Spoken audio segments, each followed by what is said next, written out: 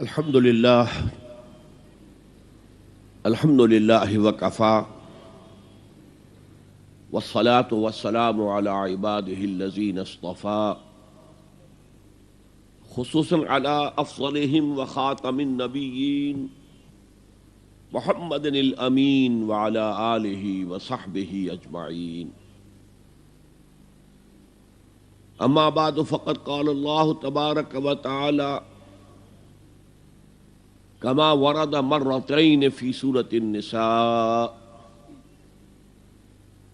أعوذ بالله من الشيطان الرجيم. بسم الله الرحمن الرحيم. إن الله لا يغفر أن يشرك به ويغفر ما دون ذلك لمن يشاء. وقال تبارک و تعالی كما ورد في سورة لقمان وَلَقَدْ آتَيْنَا لُقْمَانَ الْحِكْمَةَ أَنِ اشْكُرْ لِلَّهِ وَمَنْ يَشْكُرْ فَإِنَّمَا يَشْكُرُ لِنَفْسِهِ وَمَنْ كَفَرَ فَإِنَّ اللَّهَ غَنِيٌّ حَمِيدٌ. وَإِذْ قَالَ لُقْمَانُ لِابْنِهِ وَهُوَ يَعِظُهُ يَا بُنَيَّ لَا تُشْرِكْ بِاللَّهِ إِنَّ الشِّرْكَ لَظُلْمٌ عَظِيمٌ. وقال عز وجل كما ورد في سورة الإخلاص قل هو الله أحد الله الصمد لم يلد ولم يولد ولم يكن له كفوا أحد. وقال جل وعلا كما ورد في آية الكرسي اللہ لا الہ الا هو الحی القیوم لا تأخذه سنة ولا نوم له ما في السماوات وما في الأرض من ذا الذي يشفع عنده إلا بإذنه يعلم ما بين أيديهم وما خلفهم ولا يحيطون بشيء من علمه إلا بما شاء وسع كرسيه السماوات والأرض ولا يؤوده حفظهما وهو العلي العظيم. صدق الله العظيم. رب اشرح لي صدري ويسر لي أمري واحلل عقدة من لساني يفقهوا قولي. ربنا ألهمنا رشدنا وأعذنا من شرور أنفسنا. اللهم أرنا الحق حقا وارزقنا اتباعه وأرنا الباطل باطلا وارزقنا اجتنابه. اللهم ربنا لا تجعلنا من المشركين واجعلنا من الموحدين. آمین یا رب العالمین. معزز حاضرین اور محترم خواتین، السلام علیکم ورحمۃ اللہ وبرکاتہ. میری آج کی گفتگو کا عنوان آپ کے علم میں آ چکا ہے، حقیقت و اقسام شرک. جہاں تک حقیقت شرک کا تعلق ہے اس پر ہمارے ان اجتماعات میں کچھ گفتگو ہو چکی ہے سورہ لقمان کے دوسرے رکوع کے ضمن میں. میں نے عرض کیا تھا کہ جب حضرت لقمان نے اپنے بیٹے سے کہا کہ لا تشرک باللہ ان الشرک لظلم عظیم، اے میرے بچے اللہ کے ساتھ شرک مت کیجو، اس لیے کہ شرک بہت بڑا ظلم ہے. تو یاد ہوگا کہ میں نے عرض کیا تھا کہ ظلم کے معنی عربی زبان میں ہے وضع الشیء فی غیر محلہ، کسی چیز کو اس کے اصل مقام سے ہٹا دینا، کسی اور جگہ رکھ دینا. تو شرک دو صورتوں میں ہوتا ہے، یا اللہ تعالیٰ کو اس کے مقام رفیع سے گرا کر مخلوقات کی صف میں لے آیا جاتا ہے، یہ ظلم عظیم ہے. اور یا مخلوقات میں سے کسی کو اٹھا کر اللہ کے برابر بٹھا دیا جاتا ہے. دونوں شکلیں ظلم عظیم، بہت بڑی زیادتی، بہت بڑا ظلم. اس کی جو اقسام ہیں وہ ہیں اصل میں کہ جن کو سمجھنے کی ضرورت ہے. شرک کی اقسام ہمارے علماء نے مختلف انداز میں بیان کی ہیں۔ ایک شرک فی العقیدہ ہے، عقائد میں شرک۔ ایک شرک فی العمل ہے، عملی شرک۔ ایک شرک جلی ہے، کھلم کھلا شرک، نمایاں شرک، واضح شرک۔ ایک شرک خفی ہے، وہ شرک جو چھپا ہوا ہے، جس پر کسی مفتی کا فتویٰ نہیں لگ سکتا لیکن ہے شرک۔ جہاں تک اس شرک کی شناعت کا تعلق ہے، میں نے جو آیت آپ کو سنائی ہے، جو 2 مرتبہ آئی ہے بعین ہی انہی الفاظ میں سورہ نساء میں، اللہ تعالیٰ نے ارشاد فرمایا ان اللہ لا یغفر ان یشرک بہ،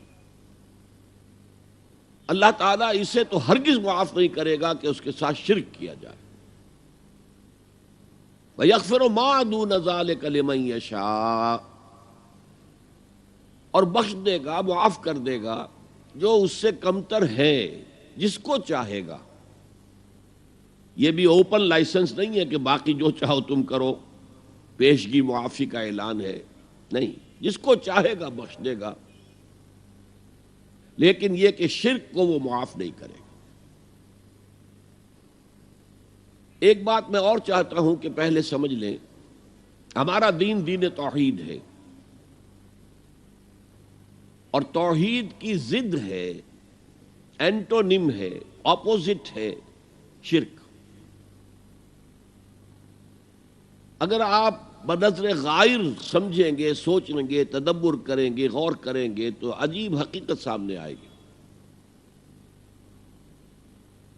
کہ نیکی، اچھائی، خیر، ہدایت کی جو صورت بھی ہو، وہ نظریہ و خیال کی ہو، عقیدے کی ہو، وہ سب توحید کے شجرہ طیبہ ہی کی برگوبار ہیں، اسی کی شاخیں ہیں، اسی کے پھول ہیں، اسی کے پتے ہیں۔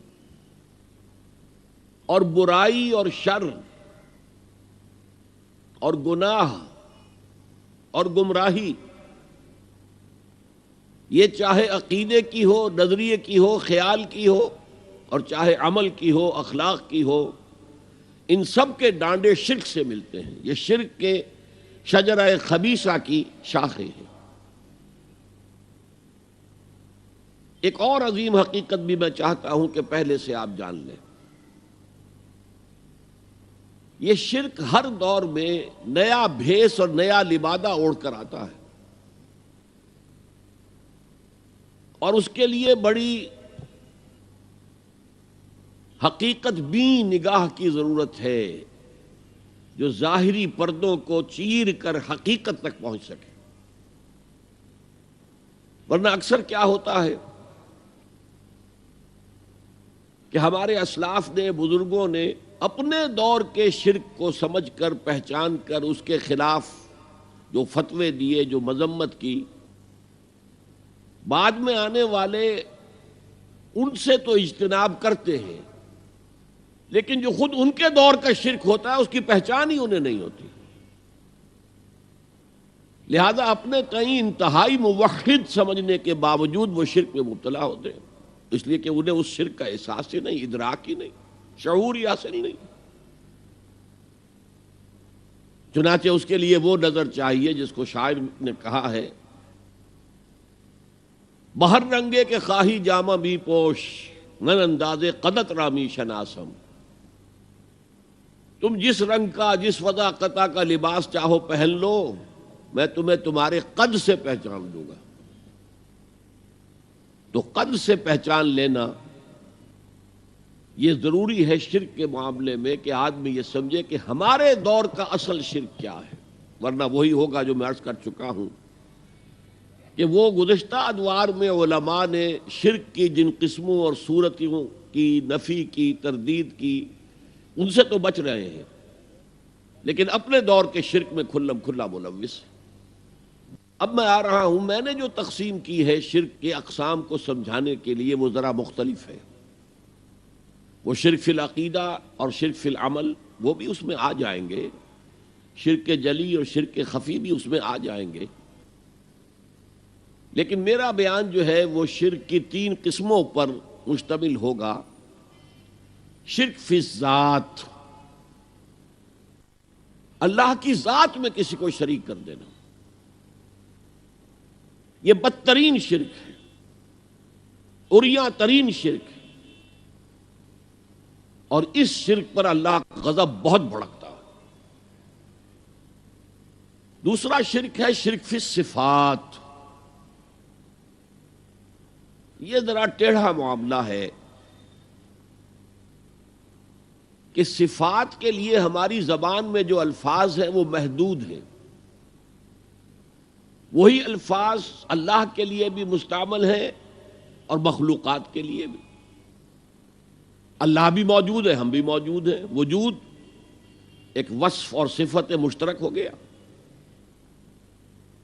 اللہ بھی علیم ہے، انسانوں میں عالم بھی ہوتے ہیں، علامہ بھی ہوتے ہیں، علم جو ہے ایک قدر مشترک ہو گیا۔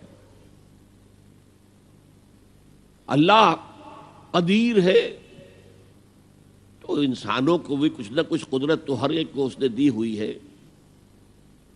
وہ بھی ایک قدر مشترک ہو گئی، وصف مشترک ہو گیا۔ اللہ زندہ ہے، ہم بھی زندہ ہیں،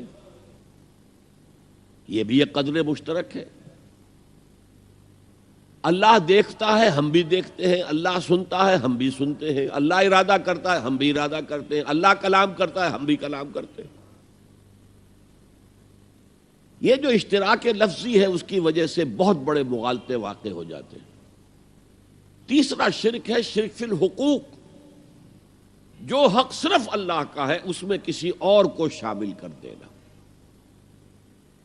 یہ اصل میں شرک عملی کی مختلف صورتیں ہوں گی کہ جو اس تیسرے عنوان کے تحت ہمارے ہاں زیر بحث آئیں گی۔ اب آئیے ہم ترتیب کے ساتھ چلتے ہیں۔ شرک فی الذات، یہ 2 قسم کے مذاہب میں 2 مختلف صورتوں میں ظاہر ہوا۔ عجیب بات ہے، آئرنی آف فیٹ جسے کہا جاتا ہے انگریزی میں، بڑی ستم ظرفی کی بات ہے کہ اس کی بدترین شکل ان قوموں میں پیدا ہوئی جو انبیاء اور رسول کے ماننے والے تھے۔ حضرت ابراہیم کے نسل کے لوگ جو عرب میں آباد تھے، حضرت اسماعیل کی نسل کے لوگ، وہ فرشتوں کو خدا کی بیٹیاں قرار دیتے تھے، اور ان کی اکثر دیویوں کے نام مؤنث ہے، اسی لیے لات، عزا، عزا عزیز کا مؤنث ہے، منات، لات۔ وہ یہ سمجھتے تھے کہ یہ فرشتے ہیں اور فرشتوں کو اللہ کو بہت بیٹیوں کی طرح عزیز ہیں، یہ اللہ کی بیٹیاں ہیں، یہ ہماری شفاعت کریں گی اللہ کے ہاں۔ تو یہ شرک فی الذات، اللہ کی بیٹی بنا دینا، ذات میں شریک ہو گئی۔ اولاد جو ہے تو ظاہر بات ہے براہمن کی اولاد براہمن ہوگی اور راجپوت کی اولاد راجپوت ہوگی، تو وہ تو گویا کہ آپ نے اس کو اس کی ذات میں شریک کر دیا، ہم پلہ بنا دیا، کفو بنا دیا، مد مقابل بنا دیا۔ یہی بیماری سب سے زیادہ شدید اور مکروہ ترین شکل میں حضرت عیسیٰ علیہ السلام کے پیرووں میں پیدا ہوئی۔ ایک محدود پیمانے پر یہودیوں میں بھی ایک دور میں یہ بیماری پیدا ہوئی، انہوں نے حضرت عزیر علیہ السلام کو خدا کا بیٹا قرار دیا۔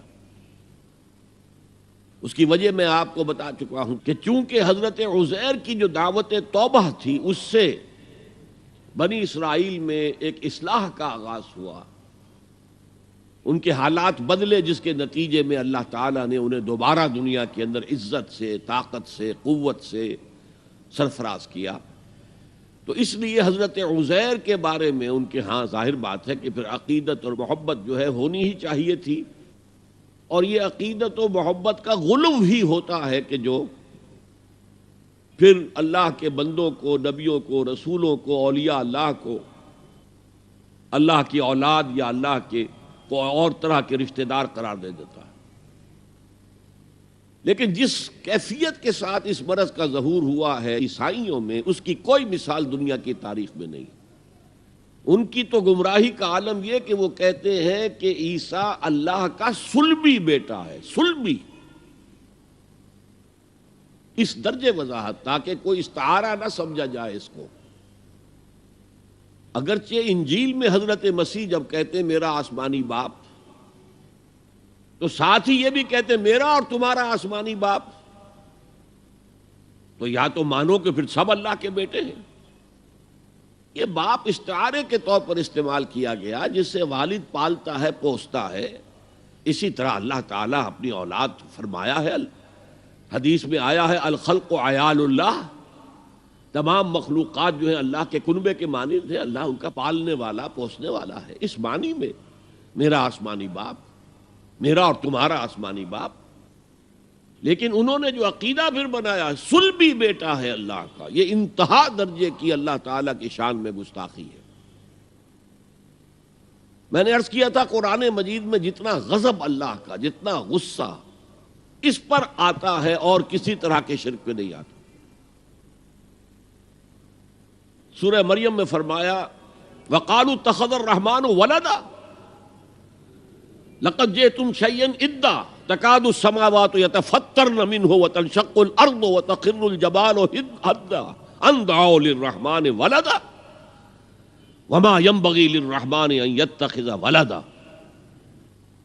اگر اس کے لہجے کو آپ سمجھ سکیں، اس میں جو غضب مضمر ہے، چھپا ہوا ہے، اسے پہچان سکیں، کلام کی اگر شناخت ہو، وَقَالُوا اتَّخَذَ الرَّحْمَنُ وَلَدًا، انہوں نے کہا رحمان نے کسی کو بیٹا بنایا ہے۔ لَقَدْ جِئْتُمْ شَيْئًا إِدًّا، تم ایک بہت ہی خطرناک، خوفناک، بہت ہی گستاخی والی بات لے کر آئے ہو۔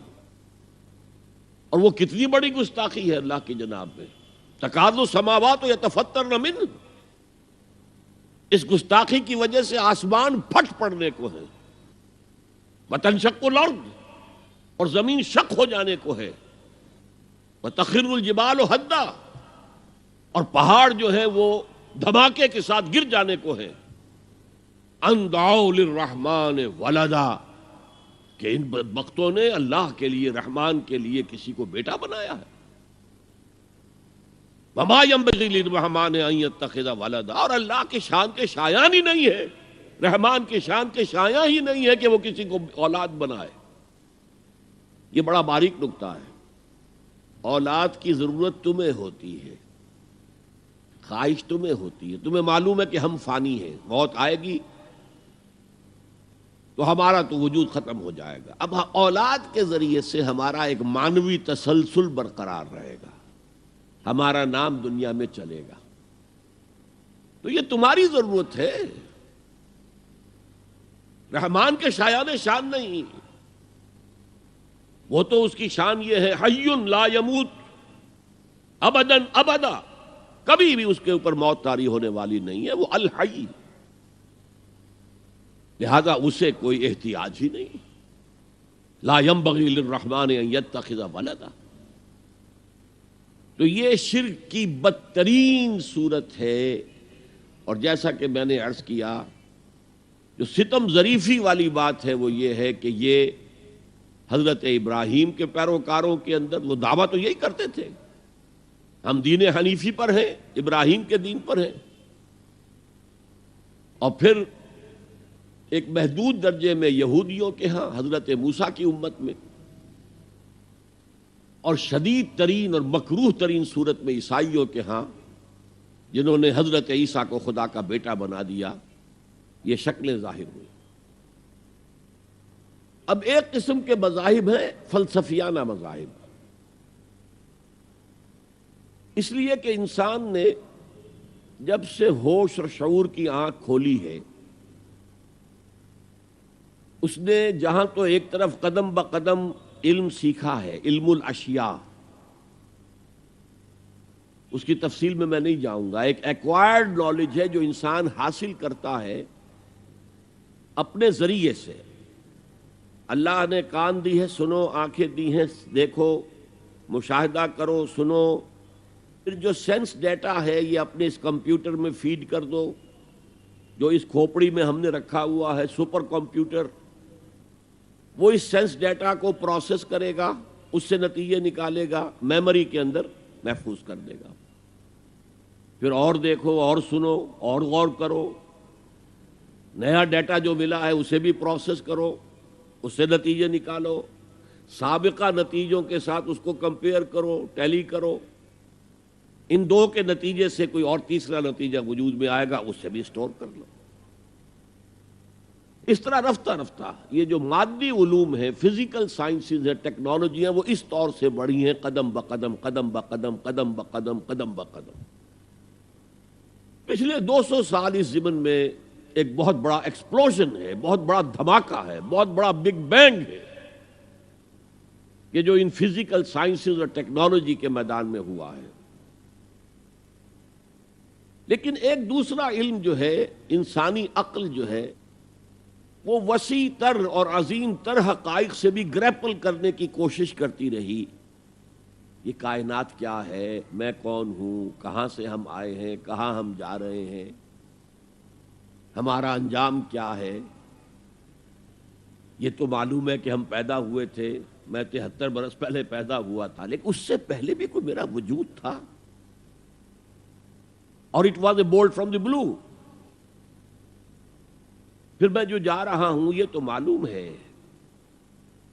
And our hearts, though stout and brave, still like muffled drums are beating funeral marches to the grave. قدم بقدم میں اپنی قبر سے قریب تر ہوتا جا رہا ہوں. غافل تجھے گھڑیال یہ دیتا ہے منادی، گردوں نے گھڑی عمر کی ایک اور گھٹا دی. بڑھی نہیں ہے عمر، گھٹ رہی ہے. لیکن کیا موت، اس کے بعد بھی بیونڈ ڈیتھ بھی کوئی میری ایگزسٹنس ہوگی یا نہیں ہوگی؟ Is that going to be the end? علم کیا ہے، نالج کیا ہے، ہاؤ ٹو ایکوائر اٹ. نیکی اور بدی کی کوئی حقیقت ہے یا ایسے ہی ہم نے بنا لی ہیں ڈھکوسلے؟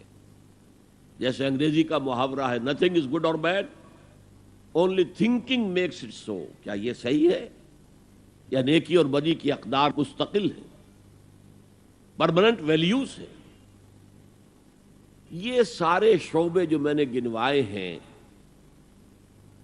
یہ در حقیقت فلسفے کے مختلف شعبے ہیں. کائنات کیا ہے، اس کی حقیقت کیا ہے، وجود کی حقیقت کیا ہے، یہ میٹا فزکس ہے. خیر و شر کیا ہے بھی کہ نہیں ہے. اگر خیر ہے تو اس پر آمادہ کرنے والی کون سی طاقت ہوگی اگرچہ اس میں نقصان ہو رہا ہو، اور شر اگر شر ہے تو اس سے روکنے والی کون سی طاقت ہوگی اگرچہ بظاہر اس سے فائدہ ہو رہا ہو. جھوٹ بولنے سے فائدہ ہو رہا ہے تو کون سی چیز روکے گی اسے جھوٹ بولنے سے؟ یہ ایتھکس کا مضامین ہے، یہ علم الاخلاقیات. علم کیا ہے، اس کی قسمیں کیا ہیں، ہاؤ ٹو ایکوائر دم، یہ ایپسٹیمولوجی کہلاتی ہے. یہ جو ہے فلسفے کی ایک اور شاخ ہے. تو یہ ساری چیزیں جو ہے یہ بھی انسان جو ہے کوشش کرتا رہا، گریپل کرتا رہا ان کے ساتھ کہ اس عقدے کو کسی طریقے سے کھولا جائے. اس کے ضمن میں مختلف فلسفیوں کے مختلف فلسفے وجود میں آتے رہے، اور بعض فلسفوں نے مذاہب کی شکل اختیار کر لی. ہندوستان کے اکثر مذاہب فلسفیانہ مذاہب ہیں، اور فلسفے کے اعتبار سے جو یونان کو مقام حاصل ہے وہی مقام، بلکہ اس سے اونچا مقام ہندوستان کو حاصل ہے. 6 درشن، 6 different schools of thought in philosophy existed in India. اس میں الحاد مطلق بھی ہے اور اس میں توحید مطلق بھی ہے. دونوں چیزوں کی میں نے انتہا آپ کو بتا دی.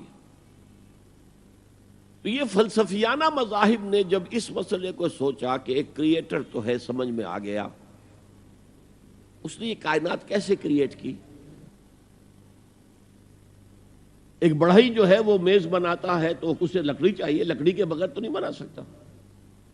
تو خدا کو بھی میٹر درکار تھا، میٹر کے بغیر تو وہ کائنات نہیں بنا سکتا تھا. تو خدا بھی ہمیشہ سے ہے، میٹر بھی ہمیشہ سے ہے. قدیم، یہ سنویت ہے.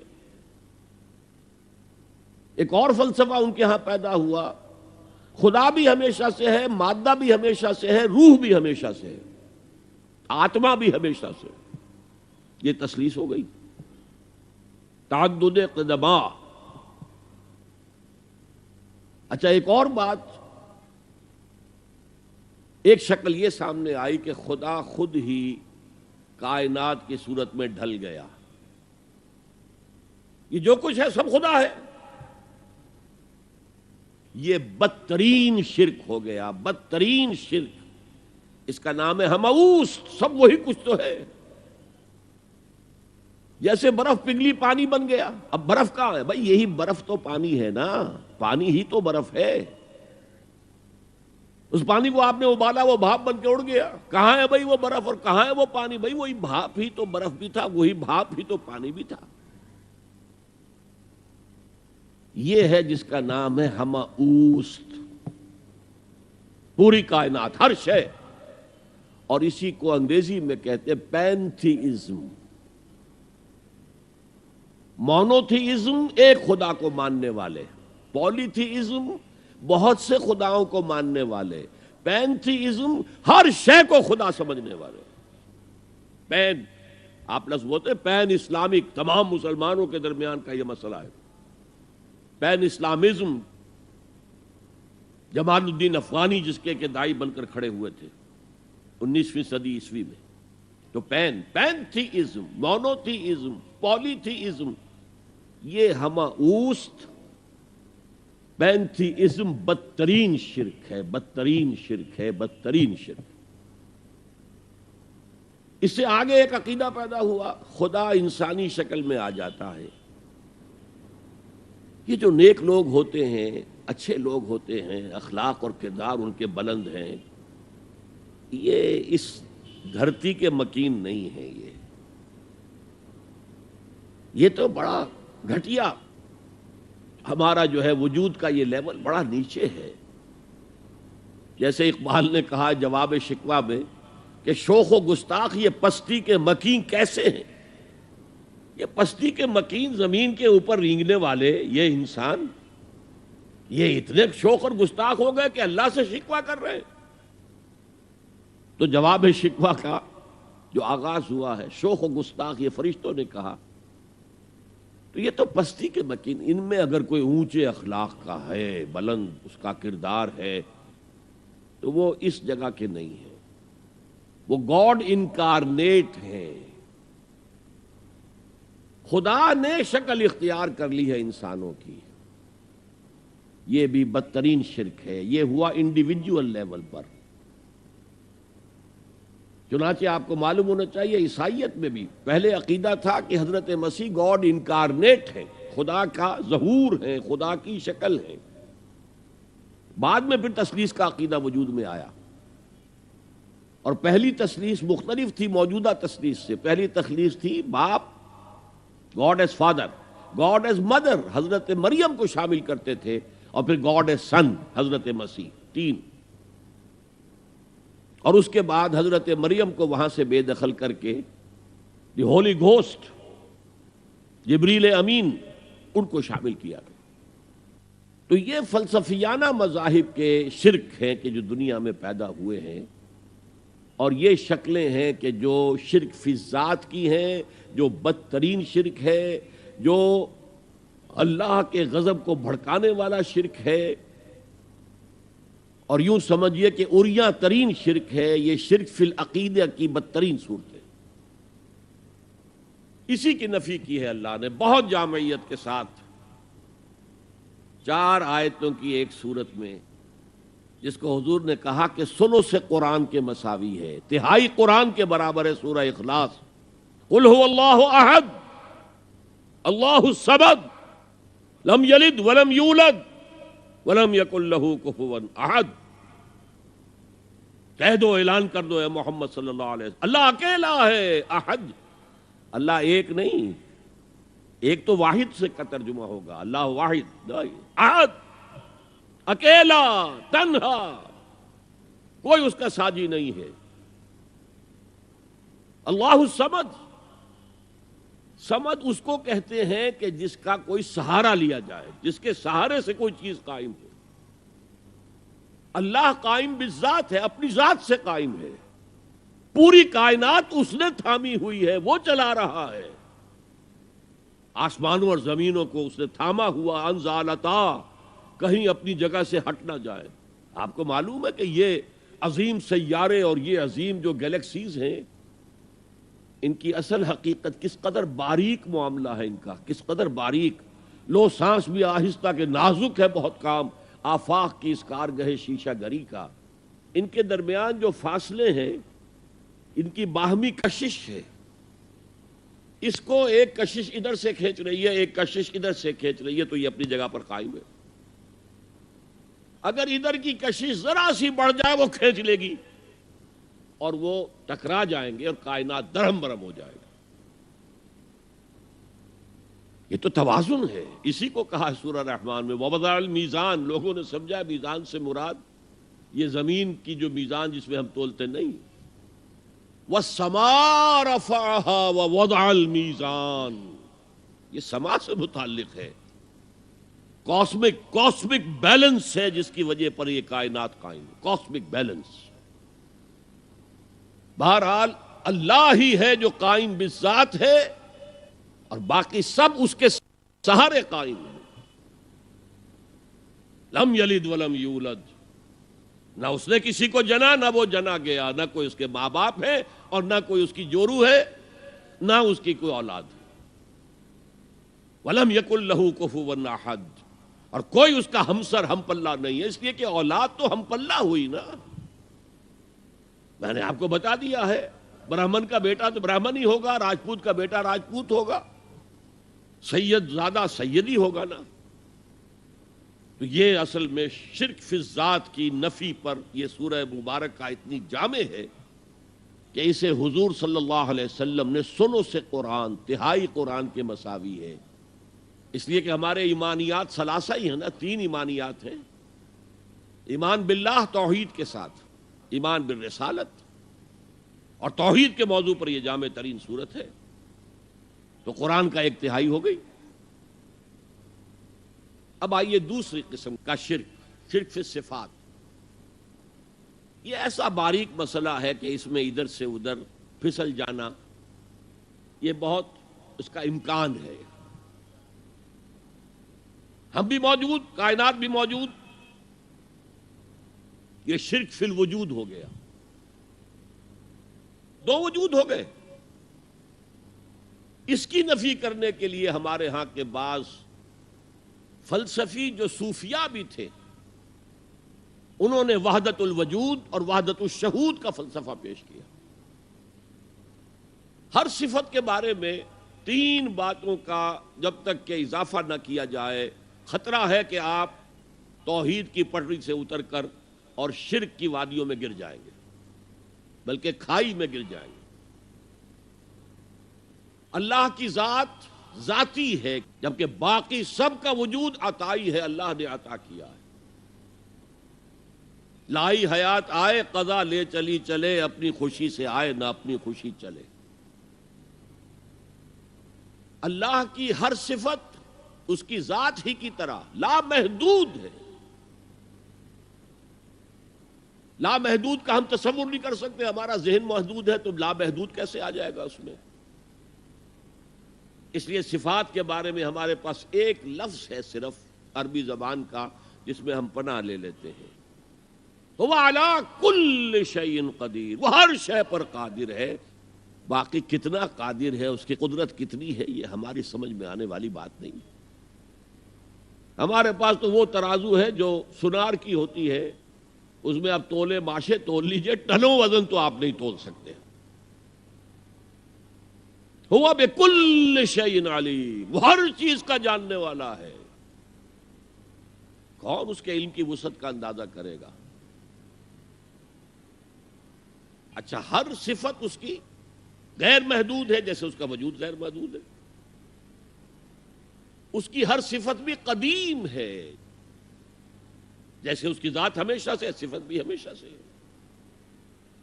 جبکہ ما سوی اللہ کا وجود اور حادث، ایک وقت تھا کہ وجود نہیں تھا، پھر اللہ نے وجود عطا کر دیا. اللہ کا علم غیر محدود، اس کا ذاتی علم ہے یہ. کسی نے نہیں دیا ہے، غیر محدود ہے، اور جیسے اس کی ذات ہمیشہ سے ہے، قدیم ہے، ایسے ہی اس کا علم بھی قدیم ہے۔ تو آپ اسی لفظ علم کو استعمال کریں گے اللہ کے لیے، تو یہ تین چیزیں ایڈیشنل اس کی ذہن میں رہنی چاہیے جو رہتی نہیں ہے۔ سبحانک لا علم لنا الا ما علمتنا صاف کہہ دیا تھا کہ نہیں؟ اور ابھی آپ نے آیت الکرسی کا ترجمہ سنا ہے، لا یحیطون بشیء من علمہ الا بما شاء، مخلوقات میں سے کوئی بھی اللہ کے علم میں سے کسی شے کا احاطہ نہیں کر سکتا، اس نے جس کو چاہا جتنا چاہا علم دے دیا۔ تو یہ صفات، اور صفات میں 99 نام ہیں، but if you boil them down, اگر ان کا آپ نکالے نچوڑ تو وہ 6 صفات ہیں جن کو مانا جاتا ہے ام الصفات، بنیادی صفات۔ نمبر 1 وجود، نمبر 2 حیات، نمبر 3 علم، نمبر 4 قدرت، نمبر 5 ارادہ، نمبر 6 کلام، متکلم ہے، کلام ہے اس کا۔ فعال لما یرید ہے، ارادہ کرتا ہے، جس چیز کا ارادہ کر لے کر گزرتا ہے۔ الحی ہے، تو وجود، حیات، علم، قدرت، ارادہ، کلام۔ اب وجود کا مسئلہ ہے، اللہ بھی موجود، کائنات بھی موجود، یہ اشتراک ہو گیا، ان کے درمیان کیا رشتہ ہے؟ توحید وجودی جس کو کہا شاہ ولی اللہ دہلوی نے، اور مجدد الفسانی رحمت اللہ علیہ نے جسے وحدت الشہود قرار دیا، انہوں نے کہا یہ کائنات حقیقی نہیں ہے، حقیقی وجود صرف ایک ہے، وہ اللہ کا ہے، یہ توحید وجودی ہے، یہ اعتباری وجود ہے۔ جیسے دعا استخارہ میں ہم کہتے ہیں فَإِنَّكَ تَعْلَمُ وَلَا أَعْلَمُ وَتَقْدِرُ وَلَا أَقْدِرُ، اے اللہ تو جانتا ہے سب کچھ، ہم کچھ بھی نہیں جانتے۔ تو کیا کچھ بھی نہیں جانتے؟ کچھ تو جانتے ہیں نا، لیکن اللہ کے علم کے مقابلے میں ہمارا علم 0 کے درجے میں ہے، نہ ہونے کے درجے میں ہے، پھر یہ کہ اسی کا دیا ہوا علم ہے۔ قدرت ہمیں بھی اللہ نے کچھ نہ کچھ قدرت دی ہے، اس سے اعمال ہم کرتے ہیں۔ اللہ کی قدرت کے مقابلے میں ہماری قدرت 0 ہے، اللہ کے وجود کے مقابلے میں ہماری وجود 0 ہے، جس کے لیے مختلف مثالیں دی۔ آپ ایک لاٹھی لے لیں، لاٹھی کے سرے پر کپڑا باندھیں، مٹی کا تیل ڈال دیں، آگ لگا دیں، ایک شعلہ جوالا، شعلہ آپ کے ہاتھ میں آ گیا۔ اب لاٹھی کو تیزی سے ایک دائرے میں حرکت دیں، دیکھنے والوں کو ایک آتشی دائرہ نظر آئے گا، وہ آگ کا دائرہ نظر آئے گا کہ نہیں؟ جبکہ آپ جانتے ہیں کہ آگ کا کوئی دائرہ ہے ہی نہیں، وہ تو ایک شعلہ ہے صرف۔ تو یہ کائنات کیا ہے؟ کل ما فی الکون وہم او خیال اور عکوس فی البرایا او ظلال، اس کائنات میں جو کچھ ہے یا ہمارا وہم ہے یا ہمارا خیال ہے، یا جیسے آئینے کے اندر تصویر نظر آ جاتی ہے۔ آپ کو معلوم ہے آپ آئینے کے سامنے کھڑے ہیں، آئینے کے پیچھے تو کوئی نہیں ہے، آپ نظر آ رہے ہیں پیچھے، یا ظلال ہیں، سائے ہیں، درخت کا سایہ زمین پر پڑ رہا ہے۔ بہرحال اس طریقے سے، اگرچہ میں اب تفصیل میں نہیں جانا چاہتا اتنے بڑے مجمع میں، اس لیے کہ یہ بڑے مشکل، بہت مشکل مسائل میں سے ہے۔ فلسفہ وجود یہ میٹا فزکس کے مشکل ترین مسائل میں صرف فلسفے کا مسئلہ ہے، یہ مذہب کا مسئلہ ہے ہی نہیں، دین کا مسئلہ ہے ہی نہیں۔ لیکن یہ وہی ہے کہ وجود حقیقی صرف اللہ کا ہے، ہمارا وجود اعتباری ہے، ریلیٹو ہے، اس کی کوئی حیثیت ہی نہیں۔ اسی طرح اب علم غیب کا جو جھگڑا ہمارے ہاں چلتا ہے، علم غیب ہے یا نہیں ہے، اس میں ایک جماعت نے علم غیب کی تعریف جو ہے وہ اپنی طرف سے ایسی کر لی ہے جس کی روح سے علم غیب کی نفی مطلقاً کرنی پڑے گی۔ علم غیب وہ ہے جو اللہ کے بتائے بغیر کسی کو حاصل ہو، تو پھر تو علم غیب کی مطلق نفی ہوگی، اللہ کے بتائے بغیر تو کوئی علم کسی کو حاصل ہو ہی نہیں سکتا۔ یہ اصل میں ڈیفینیشن کی بات ہے، ڈیفینیشن غلط کر دی ہے آپ نے۔ غیب کسے کہتے ہیں؟ غیب جو ہماری نگاہوں سے اوجھل ہے. فرشتے تو موجود ہیں میرے سامنے، کرامن کاتبین ہیں، نظر نہیں آتے، ہماری نگاہوں سے اوجھل ہیں. اللہ تعالیٰ بتاتا ہے تمہارے آگے پیچھے حفظہ، حفاظت والے جو ہیں فرشتے چلتے ہیں. اور آپ نے کبھی دیکھا ہوگا کہ گاڑی کوئی سناٹے سے ایسی گزر گئی ہے آپ کے ساتھ سے کہ آپ محسوس کریں کسی نے آپ کو دھکا دے کر بچایا. کوئی غیر مرئی طاقت ہے، انویزیبل طاقت ہے جس نے آپ کو ہٹایا ہے اور گاڑی سے بچایا ہے. فرشتے ہیں، ہر جگہ ہے، ہر آن ہے. تو اس اعتبار سے غیب ہے، فرشتہ ہم نہیں دیکھ سکتے. حضور نے جبرائیل کو ان کی اصل شکل میں صرف 2 مرتبہ دیکھا ہے. ایک مرتبہ غار حرا سے اترتے ہوئے آپ نے دیکھا، آواز آئی یا محمد. یہ چوتھی وحی جو ہے اس سے پہلے واقعہ پیش آیا. آپ نے دیکھا سامنے آگے پیچھے دائیں بائیں کوئی نہیں ہے. وہ تھوڑا سا خوف سا احساس ہوا، آگے بڑھے، پھر یا محمد. پھر آپ نے دیکھا دائیں بائیں آگے پیچھے کوئی نہیں ہے. پھر آواز آئی یا محمد. اب نگاہ اٹھا کر دیکھا تو جبرائیل پورے افق پر چھائے ہوئے. وَهُوَ بِالْأُفُقِ الْأَعْلَى فَدَنَا فَتَدَلَّى فَكَانَ قَابَ قَوْسَيْنِ أَوْ أَدْنَىٰ فَأَوْحَىٰ إِلَىٰ عَبْدِهِ مَا أَوْحَىٰ. ایک اس موقع پر جبرائیل کو ان کی اصل ملکی شکل میں دیکھا ہے، اور ایک شب معراج میں دیکھا ہے ملکی شکل کے اندر. یا تو وہی ہے تو اس میں جبریل فرشتہ نظر نہیں آ رہا، وہ تو روح الامین، روح محمدی پر نزول کر رہا ہے، نازل کر رہا ہے قرآن. ان آنکھوں کا اس میں کوئی دخل ہے ہی نہیں، ان کانوں کا اس میں کوئی دخل نہیں.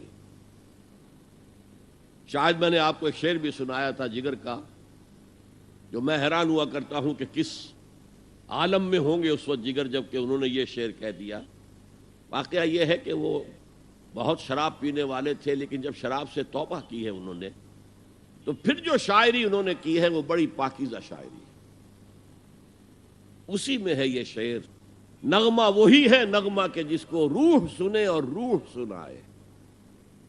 وہ نغمہ قرآن روح الامین نے سنایا، روح محمدی نے سنا صلی اللہ علیہ وسلم وعلیہ الصلوۃ والسلام. یہ نظم بڑی عجیب ہے. جہل خرد نے دن یہ دکھائے. جہل خرد، انسان کے عقل کی جاہلیت، جدید فلسفے، جدید نظریہ.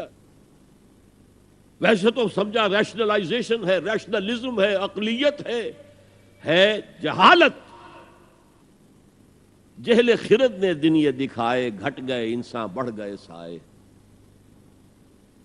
اسی میں یہ شعر ہے، نغمہ وہی ہے نغمہ کہ جس کو روح سنے اور روح سنائے. بہرحال حضور نے جبرائیل کو اصلی شکل میں بھی دیکھا ہے. وہ غیب میں ہے یا نہیں ہے؟ شب معراج میں آپ نے کیا نہیں دیکھا؟ جہنم کو دیکھ لیا، جنت کی سیر کر لی. یہ غیب ہے ہمارے لیے. تو جو چیزیں ہمارے لیے غیب، میں اس سے پہلے ایک گفتگو میں کہہ چکا ہوں کہ اللہ کے لیے تو غیب کا سوال ہی نہیں. وہ جب کہتا ہے عالم الغیب والشہادہ، وہ ہمارے اعتبار سے کہتا ہے جو چیزیں تمہارے لیے غیب ہیں اللہ ان کا بھی جاننے والا ہے، اور جو تمہارے لیے جو موجود ہیں سامنے جنہیں تم دیکھ سکتے ہو، چاہے ان کو دیکھنے کے لیے تم نے ٹیلیسکوپ ایجاد کر لی ہے تو اس سے تمہاری آنکھ کی صلاحیت بڑھ گئی. اگر مائکروسکوپ ایجاد کر لی ہے تو اس سے بھی تمہاری آنکھ کی صلاحیت بڑھ گئی ہے ایک اعتبار سے. بہرحال ہے یہ تمہارے اپنے حواس خمسہ. تمہارا علم تو وہیں تک رہے گا جو امور ان حواس خمسہ کی گرفت میں آ سکیں. ان سے جو ماورا ہیں، جس کو آپ کہتے ہیں ماوراء الطبعیات، فزیکل ورلڈ سے ماورا، جس کو میں نے اپنی گفتگو میں کہا تھا عالم امر ایک عالم خلق ہے. ہماری ساری سائنس، ہمارا سارا مطالعہ، ہماری ساری علم جو ہے وہ عالم خلق سے متعلق ہے، عالم امر سے کوئی تعلق ہی نہیں. عالم امر سے تعلق رکھنے والے فرشتے ہیں اور انسان کی روح ہے. یسألونک عن الروح قل الروح من امر ربی. اور عالم امر کے اندر یہ چیزیں، واقعات، تخلیق اس طور سے ہوتی ہے کہ اس میں صرف کن، صرف یہ کہا جاتا اور ہو جاتا. ٹائم ایلیمنٹ کوئی نہیں ہے. انما امرہ اذا اراد شیئا ان یقول له کن فیکون. ایسا ہی کوئی بڑا کن تھا جسے سائنسدان تک پہنچ گئے ہیں، دی بگ بینگ، کوئی بہت بڑا کن تھا اللہ کا جس سے کہ اس عالم خلق کا آغاز ہوا ہے۔ اس پری بگ بینگ ایرا کو وہ نہیں جانتے، وہ بالکل دوسرا دور تھا۔ بہرحال یہ میرا اس وقت کا موضوع نہیں ہے۔ تو یقیناً اللہ تعالیٰ اپنے اس غیب کا کچھ حصہ انبیاء کو دیتا ہے تو وہ نبی بنتے ہیں نا، ورنہ عام انسانوں اور نبی میں کیا فرق ہوا؟ ہمارا علم بالحواس ہے، علم بالعقل ہے، اگر یہی دو ہیں محمد کے پاس بھی صلی اللہ علیہ وسلم، تو پھر کیا فرق ہوا میرے اور ان کے علم میں؟ معاذ اللہ ثم معاذ اللہ ثم معاذ اللہ۔ سورہ جن میں فرمایا لا یظہر علی غیبہ الا من ارتضی من رسول فإنه يسلك من بين يديه ومن خلفهم رصدا۔ وہ اپنے غیب کے اوپر مطلع نہیں کرتا کسی کو بھی سوائے رسولوں کے، جن میں سے رسولوں کو جتنا چاہے دے۔ کذالک نوری ابراہیم ملکوت السماوات والارض، اسی طرح ہم ابراہیم کو دکھاتے رہے، آسمانوں اور زمین کے ملکوت کی سیر کرائی۔ نبی یقیناً عالم غیب کے علم میں سے کچھ حصہ پاتا ہے تبھی تو نبی بنتا ہے، ورنہ نبی ہونے کا کیا سوال؟ باقی یہ کہ میں نے جیسا کہ پہلے بھی کسی تقریر میں عرض کیا ہے، میں ابھی طالب علم تھا، 19-20 برس کی عمر، تو میں نے ایک بہت بڑے عالم دین بریلوی مکتب فکر جو ہمارے ہاں مشہور ہے، مولانا منظور احمد شاہ صاحب، منٹگمری جو اب سائیوال کہلاتا ہے، اس زمانے وہ منٹگمری کہلاتا تھا، میں ان کے پاس گیا علم غیب کے مسئلے میں کہ آپ کا موقف کیا ہے۔ انہوں نے اپنی کتابیں لا کر دکھائیں، اپنے اسلاف کی تصانیف دکھائیں کہ دیکھیے ہم حضور کے علم کے بارے میں 3 باتیں مانتے ہیں۔ حضور کا علم ذاتی نہیں ہے، عطائی ہے، اللہ کا دیا ہوا ہے۔ حضور کا علم غیر محدود نہیں ہے، محدود ہے۔ حضور کا علم قدیم نہیں ہے، حادث ہے۔ میں نے کہا ان 3 باتوں کے بعد میرا کوئی جھگڑا نہیں آپ سے، اس سے آگے یہ کہنا کیا معلوم تھا کیا نہیں تھا، یہ آپ اپنے حدود سے تجاوز کر رہے ہیں، یہ آپ اپنے حدود سے باہر نکل رہے ہیں۔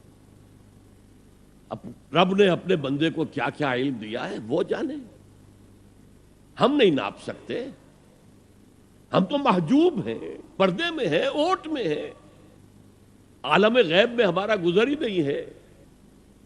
لہذا اس بحث کے اندر خام خواہ ایک ٹیکنیکل سی جو اس کی ڈیفینیشن کر لی گئی ہے، اس کی وجہ سے بڑے مارکے ہیں، بڑے مناظرے ہیں، بڑی بحثیں ہیں، تو یہ سمجھ لیجئے کہ یہ بحث بھی اسی شرک اور توحید فی صفات کے ضمن میں سامنے آتی ہے۔ اسی پر آپ قیاس کرتے چلے جائیے، باقی تمام صفات کا معاملہ بھی یہی ہوگا کہ جو بھی صفت ہے اللہ کی، وہ اللہ کی ذاتی ہے، کسی کی عطا کردہ نہیں ہے۔ وہ جیسے اس کی ذات غیر محدود ہے، وہ صفت بھی غیر محدود ہے، جیسے اس کی ذات قدیم ہے، وہ صفت بھی قدیم ہے۔ جملہ مخلوقات کی جملہ صفات عطائی ہے، اللہ کی دی ہوئی ہے، جیسے ان کا وجود عطائی ہے، وہ لا محدود نہیں ہے، محدود ہے۔ اسی طریقے سے وہ حادث ہے، قدیم نہیں ہے۔ بس یہ ہے باریک سی بات، یہ 3 باتیں ذہن میں رہے تو آپ شرک صفات سے محفوظ ہو جائیں۔ اب آئیے سب سے کٹھن وادی آ رہی ہے، شرک فی الحقوق۔ اللہ کے حقوق کیا کیا ہیں انسان پر، اس کی اگر آپ گنتی کریں، لسٹ بنائیں تو بہت لمبی ہو جائے گی۔ اللہ کا شکر کرنا چاہیے، اللہ کی عبادت کرنی چاہیے، اللہ کے احکام پر چلنا چاہیے، اللہ کے عائد کردہ فریضے جو ہیں وہ ادا کرنے چاہیے، اللہ کی حرام چیزوں سے بچنا چاہیے، اللہ کی تعظیم و تکبیر کرنی چاہیے، اللہ کے دین کو غالب کرنے کے لیے جد و جہد کرنی چاہیے، اللہ کے کلمے کو سربلند کرنے کے لیے تن من دھن لگانا چاہیے، اللہ کے حقوق میں شمار ہو جائے۔ ایک لفظ ایسا ہے کہ جیسے کہتے ہیں ہم اپنی زبان میں، ہاتھی کے پاؤں میں سب کے پاؤں، ایک لفظ ہے کہ جو جملہ حقوق کو اپنے اندر سمو لیتا ہے، وہ لفظ عبادت۔ یہی وجہ ہے کہ قرآن مجید میں تمام انبیاء اور رسول کی دعوت جو آتی ہے مختلف مکی صورتوں میں، وہ کیا ہے؟ سب نے یہ کہا یا قوم اعبدوا اللہ ما لکم من الہ غیرہ، اے میری قوم کے لوگوں، اللہ کی عبادت کرو، تمہارا کوئی اور معبود نہیں ہے سوائے اس کے۔ یہی دعوت جو ہے حضرت نوح کی تھی، حضرت ہود کی تھی، حضرت صالح کی تھی، حضرت شعیب کی تھی، حضرت لوط کی تھی، اور حضرت موسیٰ کی تھی، حضرت عیسیٰ کی تھی، سب کی دعوت۔ یہی دعوت جو ہے حضور کی آئی ہے قرآن میں، ایک فرق کے ساتھ۔ سابقہ تمام انبیاء اور رسول صرف اپنی اپنی قوموں کے لیے مبعوث کیے گئے تھے، حضور کے بعثت پوری نوع انسانی کے لیے، لہذا یہاں یا قومے کا لفظ نہیں ملے گا، یا ایھا الناس، یا ایھا الناس، یا ایھا الناس، یا ایھا الناس اعبدوا ربکم الذی خلقکم والذین من قبلکم لعلکم تتقون۔ اے لوگو، عبادت کرو اپنے اس رب کی جس نے تمہیں بھی پیدا کیا اور تم سے پہلے جو لوگ تھے ان کو بھی پیدا کیا تاکہ تم بچ سکو۔ اور تم سے پہلوں کا ذکر کیوں کیا گیا کہ اکثر جو گمراہ لوگ ہیں وہ یہ کہتے تھے وجدنا علیہ آباءنا، بھائی ہم نے تو اپنے آباء و اجداد کو یہی کرتے دیکھا ہے، ہم تو یہی کریں گے۔ تو بھائی جیسے تم مخلوق ہو اور تم سے غلطی ہو سکتی ہے، گناہ ہو سکتا ہے، ایسے ہی تمہارے آباء و اجداد بھی انسان تھے، مخلوق تھے، غلطی ہو سکتی ہے۔ پیروی آباء و اجداد کی مت کرو، پیروی اس کی کرو، جیسا کہ سورہ لقمان میں آ گیا تھا وَاتَّبِعْ سَبِيلَ مَنْ أَنَابَ إِلَيَّ، پیروی کرو اس کی جس نے اپنا رخ اللہ کی طرف کر لیا۔ تو یہ دعوت ہے محمد الرسول اللہ صلی اللہ علیہ وسلم کی ایک لفظ میں، یا ایھا الناس اعبدوا ربکم الذی خلقکم والذین من قبلکم لعلکم تتقون۔ اس سے آگے بڑھیے تو سورہ ذاریات میں فرمایا کہ ہم نے تو انسانوں اور جنوں کو پیدا ہی اس لیے کیا ہے کہ ہماری عبادت کریں، وما خلقت الجن والانس الا لیعبدون۔ اسی کی ترجمانی کرتے ہوئے شیخ سعدی نے کہا ہے، اور کبھی ہماری مسجدوں میں یہ اشعار لکھے ہوتے تھے، اب تو ذرا تعمیر مساجد کا ذوق بھی مختلف ہو گیا ہے۔ زندگی آمد برائے بندگی، زندگی بے بندگی شرمندگی۔ زندگی تو ہمیں ملی ہے بندگی کے لیے، اگر ہم بندگی ہی نہ کریں خدا کی تو شرمندگی ہی شرمندگی ہے۔ یہ جو ایک لفظ ہے عبادت، اب میں اس کا تھوڑا سا تجزیہ کرنا چاہتا ہوں۔ عبادت کسے کہتے ہیں؟ عبادت کا لفظ بنا عبد سے، عبد غلام، جس کا آج آپ تصور نہیں کر سکتے۔ آج ہمیں جس کا تجربہ ہے وہ امپلائر امپلائی ریلیشن شپ کا ہے۔ آپ نے کسی کو بطور مزدور رکھا ہے، شام تک کام کرنا ہے، 100 روپے دینے ہیں، وہ آپ کا ملازم ہے، غلام نہیں ہے۔ وہ جب 8 گھنٹے پورے ہو جائیں گے سلام کرے گا اور جائے گا۔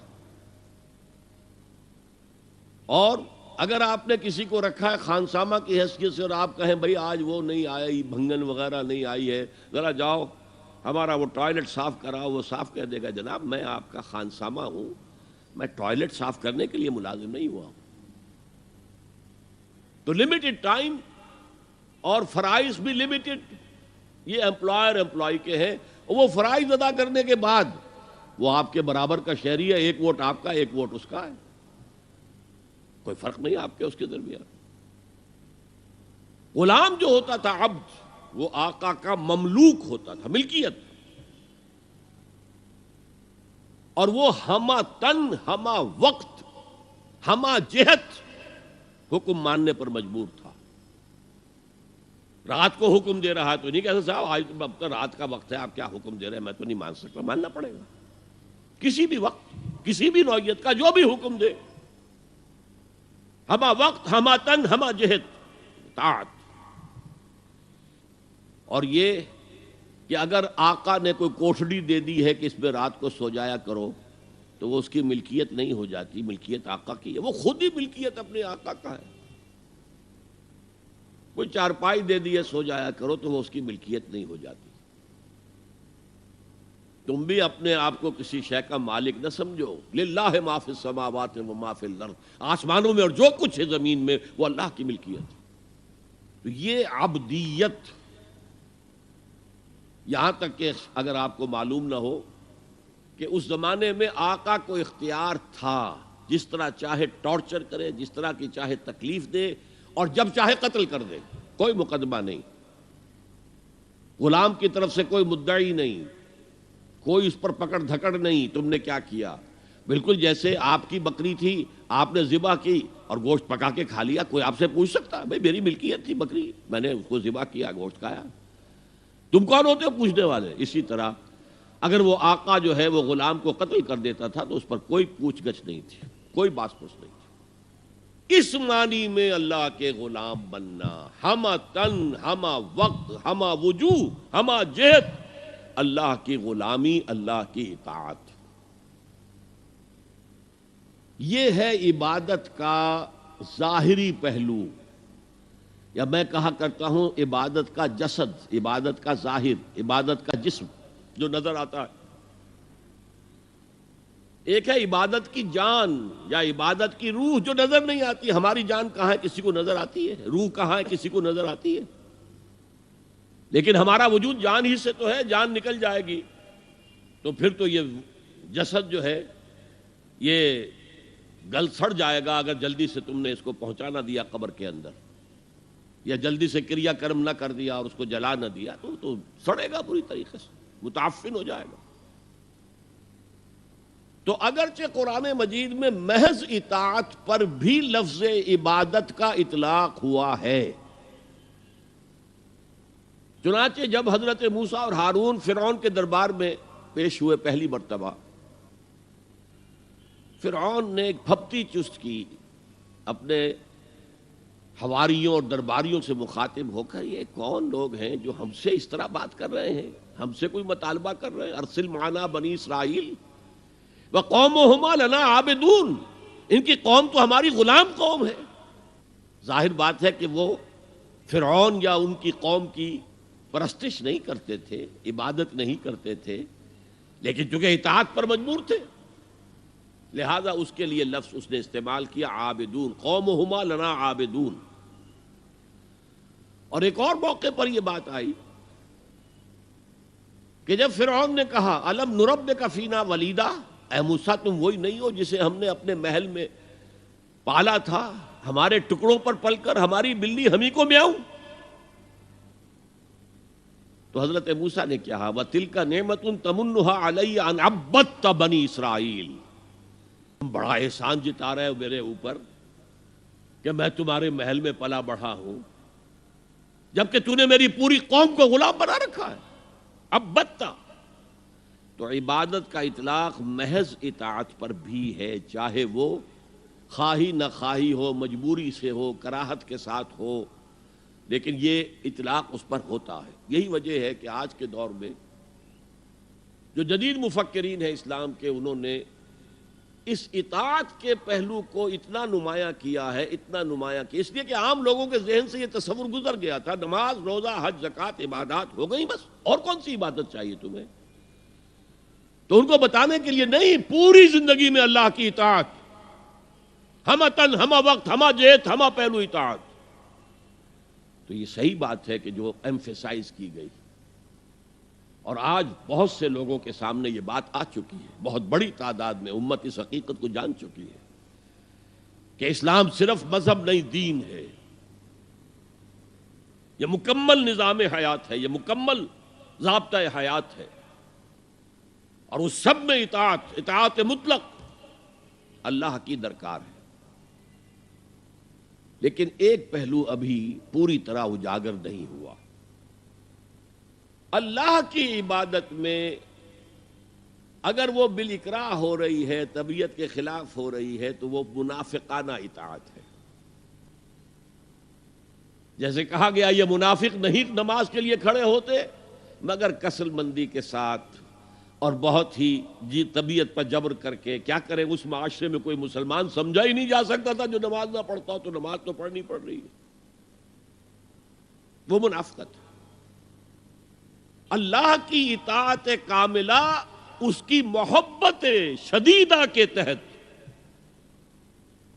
اس کے شکر کا جذبہ، اے اللہ تیرے لیے حمد ہے، کل شکر تیرے لیے، کل ثنا تیرے لیے، اس شکر اور محبت کے جذبے سے والذین آمنوا اشد حبا للہ، اہل ایمان تو وہ ہے جو شدید ترین محبت کرتے ہیں اللہ کے ساتھ۔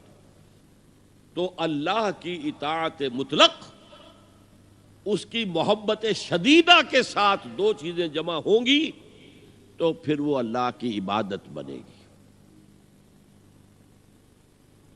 چنانچہ وہ جسد ہے تو یہ روح ہے، یہ جان ہے عبادت کی۔ اور فارسی کے دو الفاظ بخوبی ان کے فرق کو واضح کرتے ہیں۔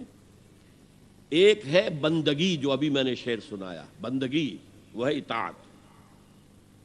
ایک ہے پرستش، پرستش ہوتی ہے محبت سے۔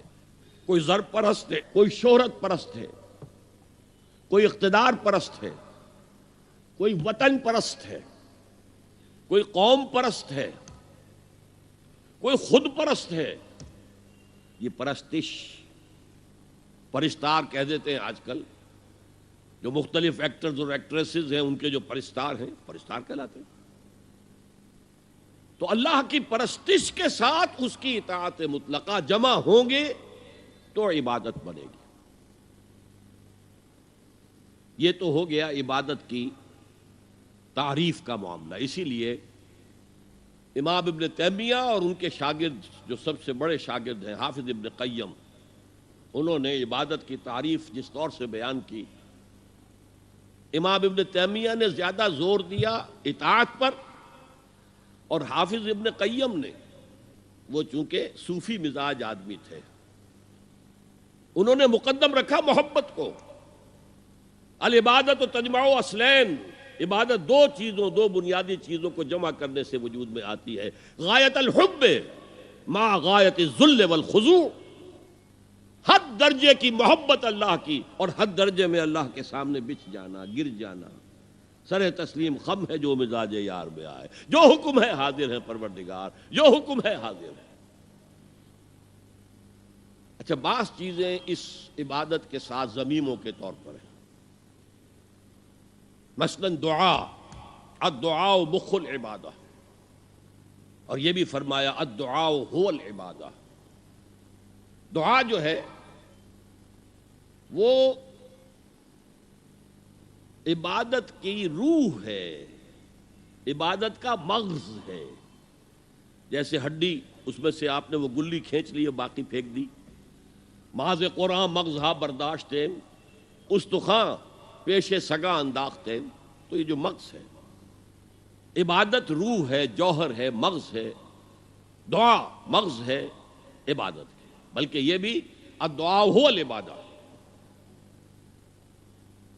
اور کچھ افعال ایسے ہوتے ہیں کہ جو عبادت کے اظہار کے لیے ہوتے ہیں، تعظیم کے اظہار کے لیے۔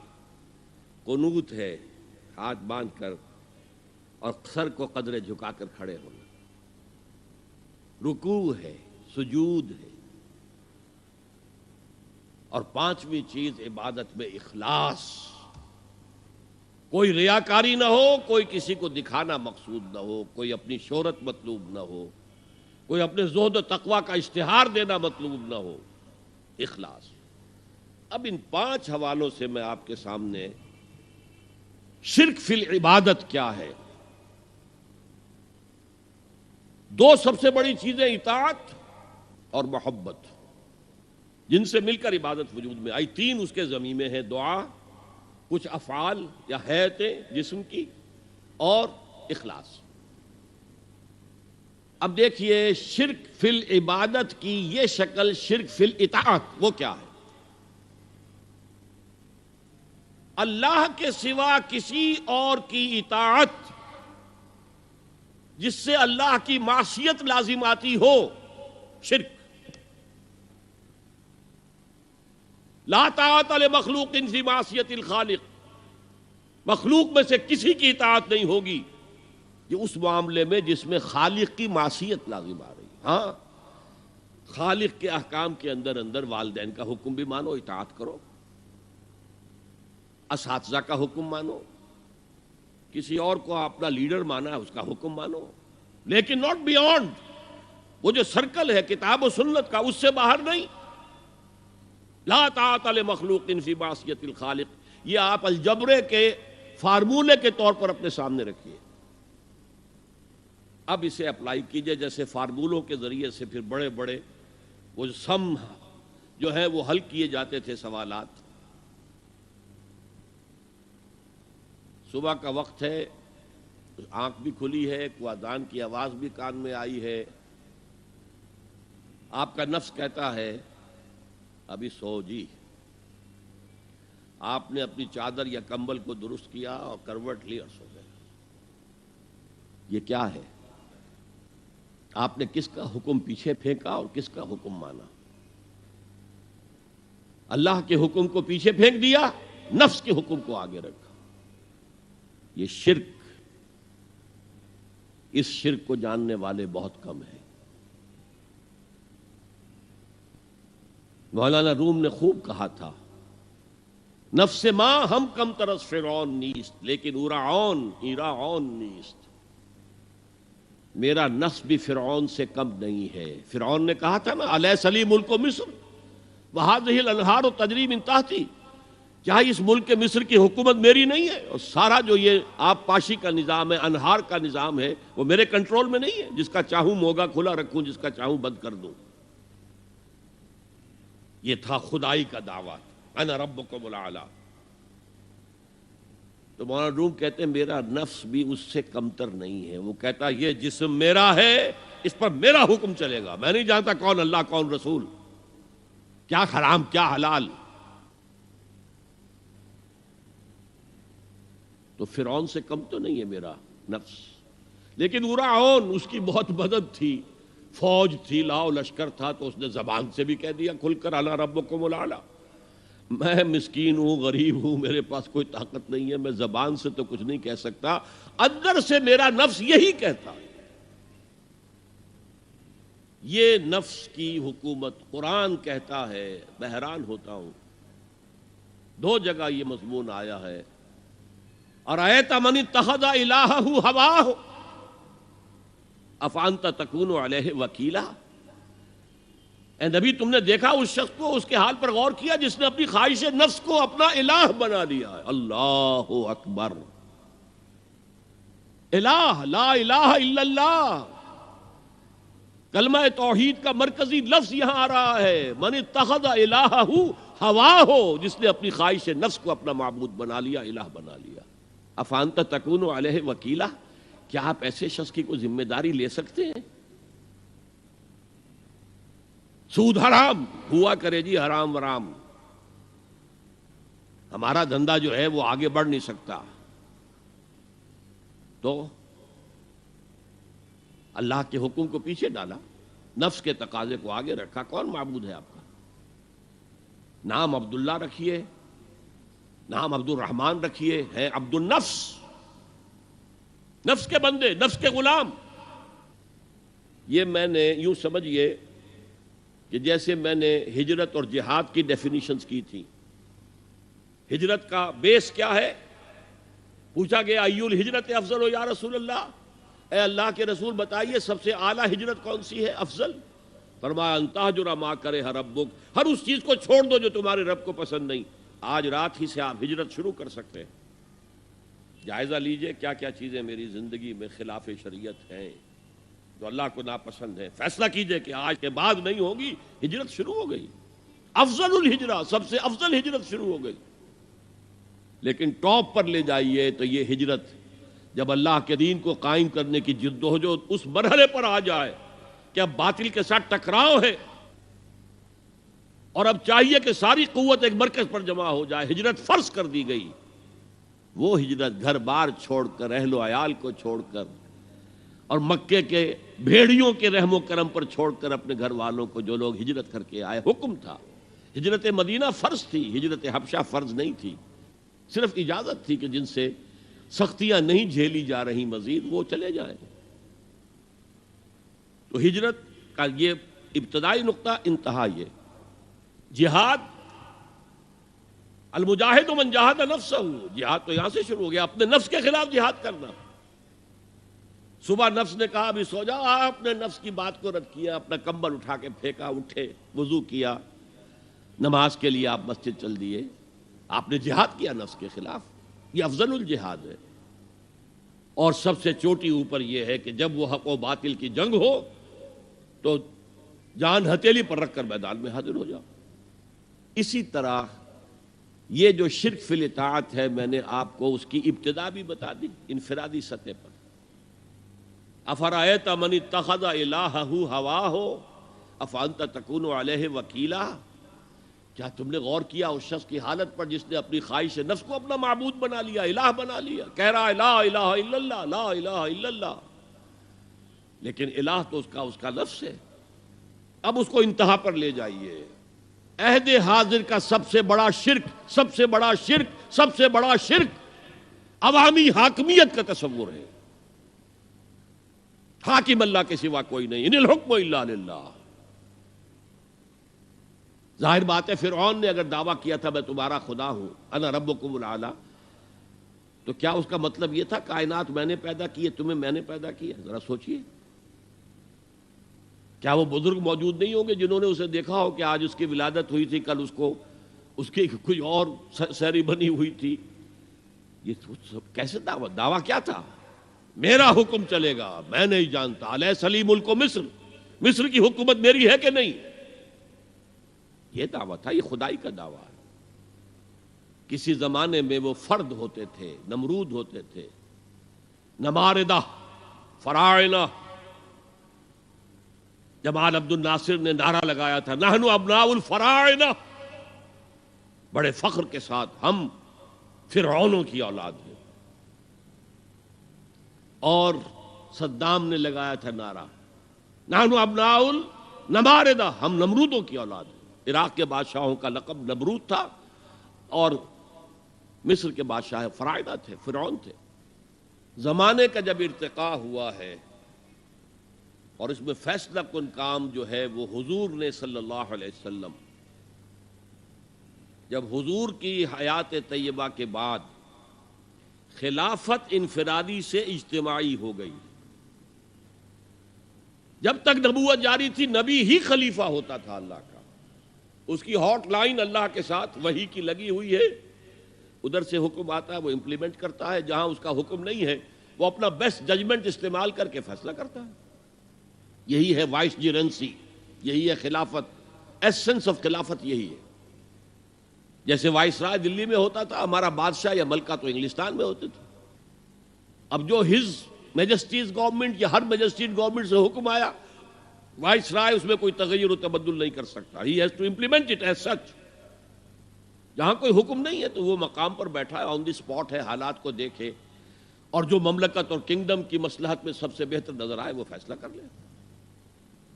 لیکن حضور پر نبوت ختم تو خلافت کلیکٹیو ہو گئی، خلافت المسلمین. اگرچہ شروع میں امیر المومنین کہا جاتا تھا، کچھ عرصے کے بعد خلیفت المسلمین یہ اصطلاح جو ہے وہ عام ہوئی. اسی طرح انفرادی ملوکیت کی بجائے اجتماعی ملوکیت کا تصور جو ہے شیطان نے پٹی پڑھائی. ابلیس کی مجلس شورا جو اقبال کی بڑی ہی یوں سمجھیے کہ اہم ترین نظموں میں سے، امت مسلمہ کے نام پیغام پر مشتمل وہ نظم جو ہے، اور وہ ان کے آخری ایام کی ہے اور وہ ان کی زندگی میں چھپی بھی نہیں تھی. ارمغان حجاز ان کے انتقال کے بعد چھپی ہے، جس میں آخری جو کلام تھا فارسی اور اردو دونوں کا جمع کر دیا گیا، ورنہ اس سے پہلے فارسی علیحدہ چھپتی تھی کتابیں، اردو کی علیحدہ.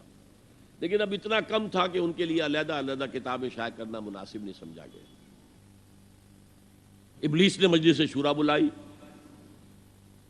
ایک مجلس شورا کے جو رکن نے کہا کہ دیکھو جمہوریت کا دور آ گیا ہے، اب ہماری ابلیسیت کو تو بڑا خطرہ ہے، ابلیسی نظام تو ختم ہو جائے گا. جمہوریت توڑ دی بندوں نے آقاؤں کے خیموں کی تناب. یہ تو عوام نے جو ہے اپنے آقا بیرنز اور لارڈز اور بادشاہوں کے خیموں کی تنابیں توڑ دی، گرا دیے خیمے. یہ تو انقلاب آ رہا ہے. میرے آقا وہ جہاں زیر و زبر ہونے کو ہے، جس جہاں کا ہے فقط تیری سیاست پر مدار. ابلیس کیا کہتا ہے بڑے ٹھنڈے انداز میں، ہم نے خود شاہی کو پہنایا ہے جمہوری لباس. جب ذرا آدم ہوا ہے خود شناس و خود نگر.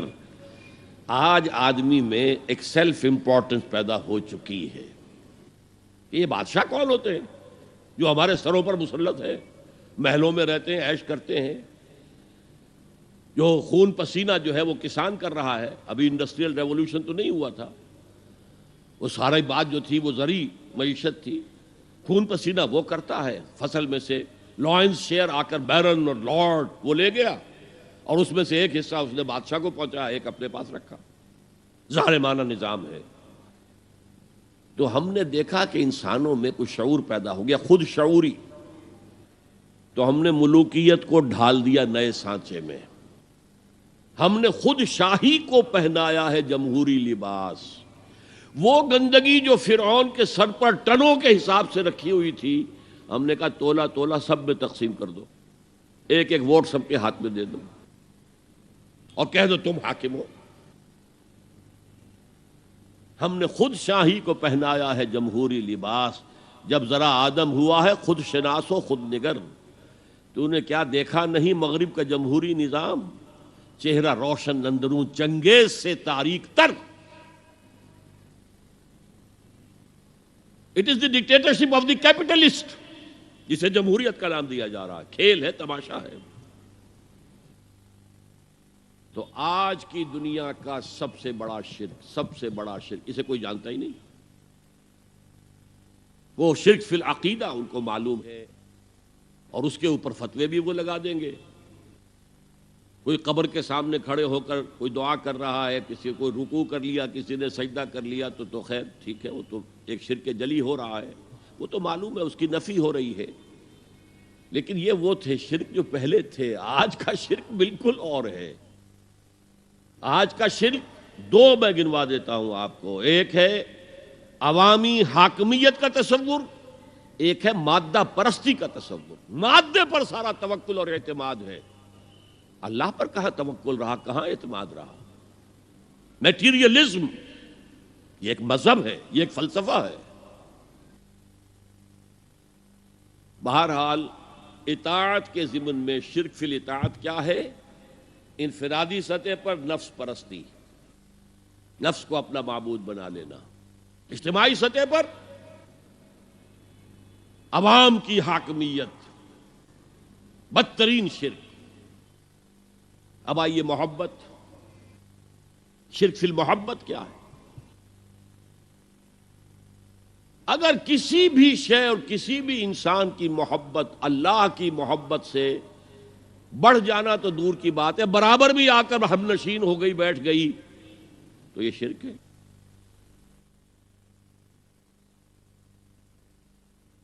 والذین آمنوا اشد حبا للہ، جب تک اشد محبت آپ میں اللہ کی نہیں ہوگی، اگر کوئی اور شے محبوب ہے تو من الناس من یتخذ من دون اللہ اندادا یحبونہم کحب اللہ، لوگوں میں سے ایسے بھی ہیں جنہوں نے اللہ کو چھوڑ کر کسی اور چیزوں کو مد مقابل بنا لیا ہے، ان سے وہ محبت کرتے ہیں جو اللہ سے کرنی چاہیے تھی۔ توحید کا تقاضا ہے لا محبوب الا اللہ، لا مطلوب الا اللہ، لا مقصود الا اللہ۔ مقصود و مطلوب اور محبوب حقیقی اللہ کے سوا کوئی نہیں۔ اور وہ آیت میں آپ کو سنا چکا ہوں، سورہ توبہ کی آیت نمبر 24، انتہائی لرزا دینے والی آیت۔ قل ان کان آباؤکم وابناؤکم واخوانکم وازواجکم وعشیرتکم واموال اقترفتموها وتجارۃ تخشون کسادها ومساکن ترضونها احب الیکم من اللہ ورسولہ وجہاد فی سبیلہ فتربصوا حتی یاتی اللہ بامرہ واللہ لا یہدی القوم الفاسقین۔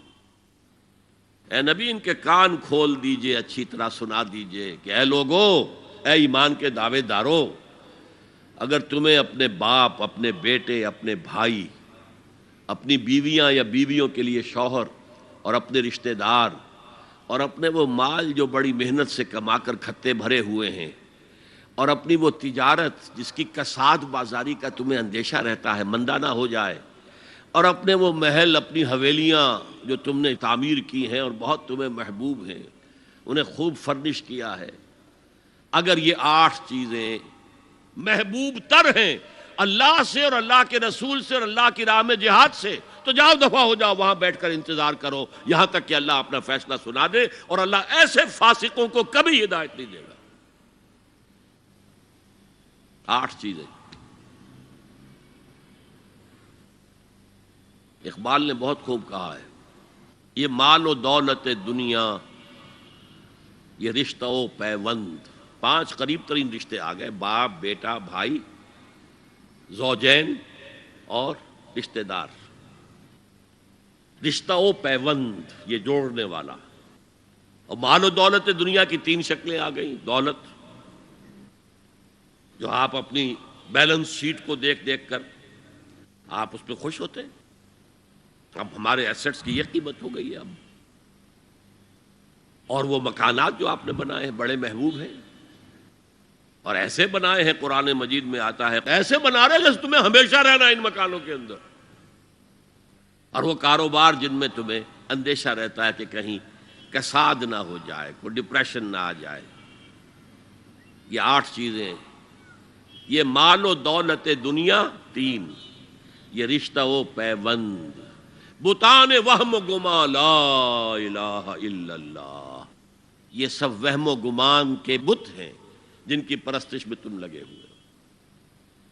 ان سب کی پرستش چھوڑو تو لا الہ الا اللہ کا حق ادا ہوگا۔ اب اس اصول کو بھی اپلائی کرنا شروع کیجئے۔ آئیے انڈیویجول لیول پر، دولت کی محبت۔ اگر آپ کو دولت کی محبت آمادہ کرتی ہے کہ اللہ کے حدود کو پامال کریں، حرام ذرائع استعمال کریں، دولت آنی چاہیے، حلال سے ہو، حرام سے ہو، جائز ہو، ناجائز سے ہو، بائی ہوک اور بائی کروک دولت آنی چاہیے، تو آپ کی محبوب حقیقی کون ہوئی؟ دولت۔ یہ دولت آپ کی معبود ہے۔ کون بڑے سے بڑا موحد اس شرک کا احساس رکھتا ہے؟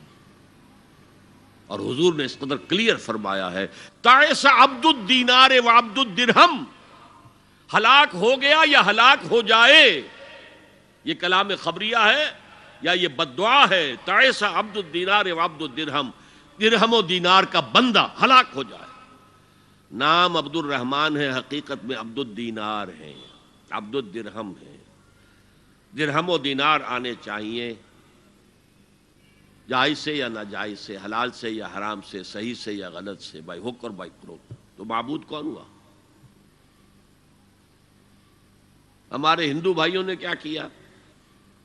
لکشمی دیوی دولت کی دیوی ہے، اس کی پوجا کرتے کس لیے؟ مطلوب کیا ہے؟ دولت۔ اس کی پوجا، وہ خوش ہو جائے تو دولت ملے گی۔ ہم نے کہا ہٹاؤ جی اس دیوی کو بیچ میں سے، ہم براہ راست ہی پوج لیں گے۔ بس یہی تو فرق کیا ہے نا۔ عبد الدینار و عبد الدرہم، یہ ہے انفرادی سطح پر شرک فی المحبت،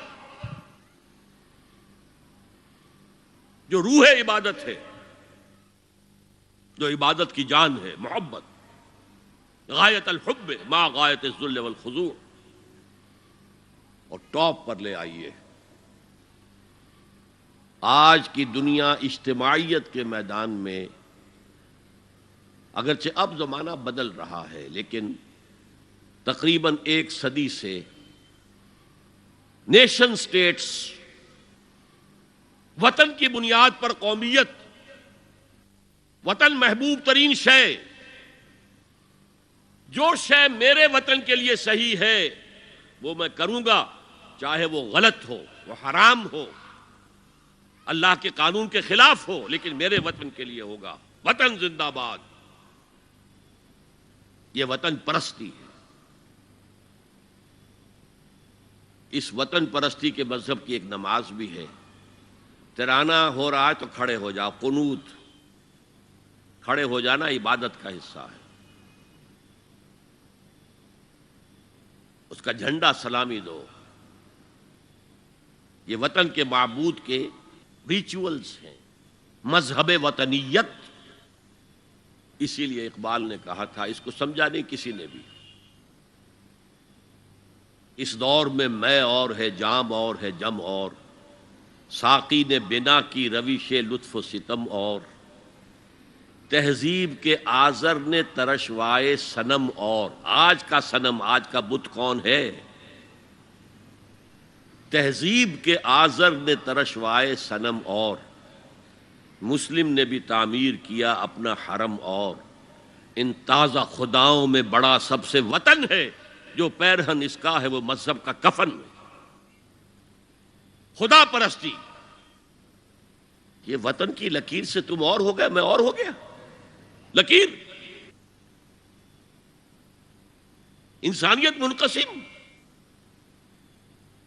جو تمہارے وطن کے لیے ٹھیک ہے وہ تم کرو گے چاہے وہ اخلاقاً غلط ہو، اور جو میرے وطن کے لیے ٹھیک ہے وہ میں کروں گا چاہے اخلاقاً غلط ہو۔ یہ کون سا دین ہے؟ یہاں تو وطن تمہارا معبود بن گیا۔ پاکستان میں بڑا شور اٹھا تھا جب میں نے کہا تھا کہ جھنڈے کو سلامی دینا شرک ہے اور ترانے کے وقت کھڑا ہو جانا شرک ہے۔ اور میں کبھی بھی تقریبات میں جاتا ہوں، اقبال ڈے ہو رہا ہے، کچھ اور ہو رہا ہے، میں ان تقریبات کا مقرر نہیں ہوں، لیکن جب بہت زور دیتے ہیں چلا جاتا ہوں، لیکن وہاں ترانہ پڑھا جاتا ہے میں بیٹھا رہتا ہوں، میں کھڑا نہیں ہوتا، اور اس پر چیمیں گوئیاں ہوتی ہیں اخبارات کے اندر۔ لیکن میرے نزدیک یہ وطن کی نماز پڑھ رہے ہو تمہارا یہ قنوت اور وطن کا ترانہ، اس میں حمد ہو رہی ہے وطن کی، یہ کیا ہے؟ آج کے دور کا بدترین شرک، شرک فی المحبت۔ آگے چلیے، شرک فی الدعاء، کسی کو مت پکارو کسی مدد کے لیے سوائے اللہ۔ وَأَنَّ الْمَسَاجِدَ لِلَّهِ فَلَا تَدْعُوا مَعَ اللَّهِ أَحَدًا، اللہ کے ساتھ، یعنی ایک تو یہ کہ اللہ کو چھوڑ کر کسی کو پکارنا، ایک ہے اللہ کے ساتھ پکارنا، اللہ کو بھی پکارنا اوروں کو بھی پکارنا۔ بدترین شرک ہے دعا اللہ کے لیے، ندا اللہ کے لیے۔ اس کا بھی ذرا میں تجزیہ کر دوں آپ۔ دیکھیے، ایک ہے عام مادی قوانین دنیا کے جو ہے اس کے تحت کسی سے مدد چاہنا، بھائی ذرا مجھے پانی پلا دینا، یہ بھی آپ نے مدد چاہی ہے نا۔ حضور کے بارے میں تو آیا ہے کہ آپ اتنے خوددار تھے صلی اللہ علیہ وسلم کہ اگر سواری پر ہوتے تھے اور آپ کا کوڑا نیچے گر جاتا تھا تو کسی سے یہ نہیں کہتے تھے کہ یہ کوڑا مجھے اٹھا کے دے دو، بلکہ خود سواری سے اتر کر کوڑا اٹھاتے تھے۔ تو یہ جو قانون مادی ہے اس کے تحت مدد مانگنا کوئی بری بات نہیں ہے، کوئی غلط بات نہیں۔ ماورائی اعتبار سے، غیبی اعتبار سے کسی سے مدد مانگنا، کسے باشد کوئی ہو، شرک، شرک فی الدعاء۔ ان المساجد للہ فلا تدعوا مع اللہ احدا۔ ایک ہے استعارتن، استعارتن اقبال کہتا ہے ہمالا اے فصیل کشور ہندوستان، تو یہ خطاب بالکل ایک استعارہ سا ہے۔ اسی معنی میں مولانا حالی نے اپنی مسدس کے اختتام پر جو مناجات لکھی ہے، اے خاصہ خاصان رسول وقت دعا ہے، امت پہ تیری آ کے عجب وقت پڑا ہے۔ وہ دین جو بڑی شان سے نکلا تھا وطن سے، پردیس میں وہ آج غریب الغربا ہے۔ تو اس معنی میں اس لفظ استعمال ہو جائے تو اس پر بہت زیادہ الرجک بھی نہیں ہونا چاہیے، لیکن غیبی طور پر کسی کے بارے میں یہ عقیدہ رکھ کر کہ وہ میری مشکل کشائی کر سکتا ہے، حاجت روائی کر سکتا ہے، میری مدد کر سکتا ہے، یہ شرک ہے، اور اس کے شرک ہونے میں کوئی شک نہیں۔ ان المساجد للہ فلا تدعوا مع اللہ احد۔ اب دیکھیے، ہمارے یہ فرشتے یہاں بیٹھے ہیں نا، ہم کہہ سکتے ہیں ذرا بھائی میرا یہ کام کر دینا؟ نہیں کہہ سکتے۔ جبرائیل کو پکار سکتے ہیں، اے جبرائیل ذرا میرا یہ کام کر دینا؟ نہیں، وہ عالم غیب کی شے ہے۔ کسی ولی اللہ کی روح کو پکار کر کہنا کہ میری یہ مشکل دور کر دے، نہیں۔ اللہ سے کہیں، اللہ کو پکارے، اللہ جس کے ذریعے سے چاہے آپ کی ضرورت پوری کر دے۔ اس ضمن میں میں کہوں گا کہ شاہ ولی اللہ دہلوی نے ایک بات کہی ہے، اگرچہ مجھے اس کی کوئی دلیل اپنے طور پر انڈیپینڈنٹلی کتاب و سنت میں نہیں ملی ہے، لیکن شاہ صاحب کا ایک مقام مرتبہ ہے جو میری نگاہ میں بہت بلند ہے۔ انہوں نے یہ لکھا ہے کہ جو اللہ کے برگزیدہ بندے ہوتے ہیں، اولیاء اللہ، اللہ تعالیٰ ان کی ارواح کو ان کے فوت ہونے کے بعد ملائکہ کے طبقہ اسفل میں شامل کر دیتے ہیں، اور وہ بھی جس طرح وہ ملائکہ اللہ کے احکام کی زمین میں تنفیذ کر رہے ہیں وہ بھی اسی کام میں لگ جاتے ہیں۔ میں نے عرض کیا کہ میرے پاس انڈیپینڈنٹلی کوئی دلیل نہیں ہے اس کے حق میں، لیکن شاہ صاحب کا فرمانا خود میرے لیے ایک درجے میں دلیل ہے۔ لیکن یہاں ایک تو یہ نوٹ کرنے کا، ملائکہ کا طبقہ اسفل، ملائکہ کا سب سے نچلا طبقہ، اور اللہ کے حکم کی تنفیذ کرتے تو فرشتے کر رہے ہیں، وہ بھی ہوں، ہمیں اس سے کیا غرض ہے؟ ہم نہ فرشتے کو پکار سکتے ہیں اور نہ کسی ولی اللہ کو پکار سکتے ہیں۔ پکارو اللہ کو، قال ربکم ادعونی استجب لکم ان الذین یستکبرون عن عبادتی سیدخلون جہنم داخرین۔ تمہارا رب کہتا ہے مجھے پکارو، مجھ سے مانگو، میں تمہیں دوں گا، تمہاری دعا سنوں گا، قبول کروں گا، اور جو بربنائے تکبر مجھ سے نہیں مانگتے وہ جہنم میں داخل ہوں گے ذلیل و خوار ہو کر۔ حضور نے ایک بات، مجھے متن یاد نہیں ہے، بہت پیاری فرمائی، دیکھو انسانوں سے تم مانگتے ہو کچھ تو ایک دفعہ تو اس کے ماتھے پر، تیوری پر بل پڑ ہی جاتا ہے، یہ کیوں میرے سامنے ہاتھ سوال کیا، کیوں مجھے اس سے مانگ رہا ہے، چلیے بعد میں کچھ وہ دے ہی دے، لیکن ناگوار گزرتا ہے۔ ارے اس سے مانگو جو کہتا ہے کہ مجھ سے مانگو اور میں دوں گا، وہ نہ مانگنے پہ ناراض ہے، اس سے نہیں مانگتے۔ رات کے آخری ساعتوں میں، یا جسے آپ کہتے ہیں the small hours of the morning, حدیث میں آتا اللہ نزول اجلال فرماتے، جس کو ہم نہیں جانتے کیسے نزول ہوتا ہے، ذات باری تعالیٰ اور اس کے متعلقات کے بارے میں جو بات آ گئی قرآن میں حدیث میں وہ ہم مانتے ہیں، کیسا یہ ہم نہیں جانتے، اس کا ہاتھ ہے کیسا ہے ہم نہیں جانتے، اس کا چہرہ ہے کیسا ہے ہم نہیں جانتے، اس کی ساق ہے، اس کی پنڈلی ہے کیسی ہم نہیں جانتے، وہ سنتا ہے کیسے سنتا ہے ہم نہیں جانتے، کیا اس کے کان ہیں، کیا اسے بھی ساؤنڈ ویوز کی ضرورت ہے سننے کے لیے، وہ دیکھتا ہے کیسے دیکھتا ہے ہم نہیں جانتے، وہ اترتا ہے کیسے اترتا ہے ہم نہیں جانتے، جو قرآن میں آ گیا حدیث میں آ گیا مان لیجئے بس، باقی یہ متشابہات میں سے ہے، اس کی کھود کرید میں پڑو گے تو فتنے میں مبتلا ہو جاؤ گے، ابتغاء الفتنۃ وابتغاء تاویلہ۔ لہذا حدیث میں آتا ہے کہ رات کے آخری ساعتوں میں اللہ سمائے دنیا تک نزول فرماتے ہیں، اور پھر ندا لگتی ہے حل من سائل فاعطیہ، ہے کوئی سوال کرنے والا مانگنے والا کہ میں اسے دوں،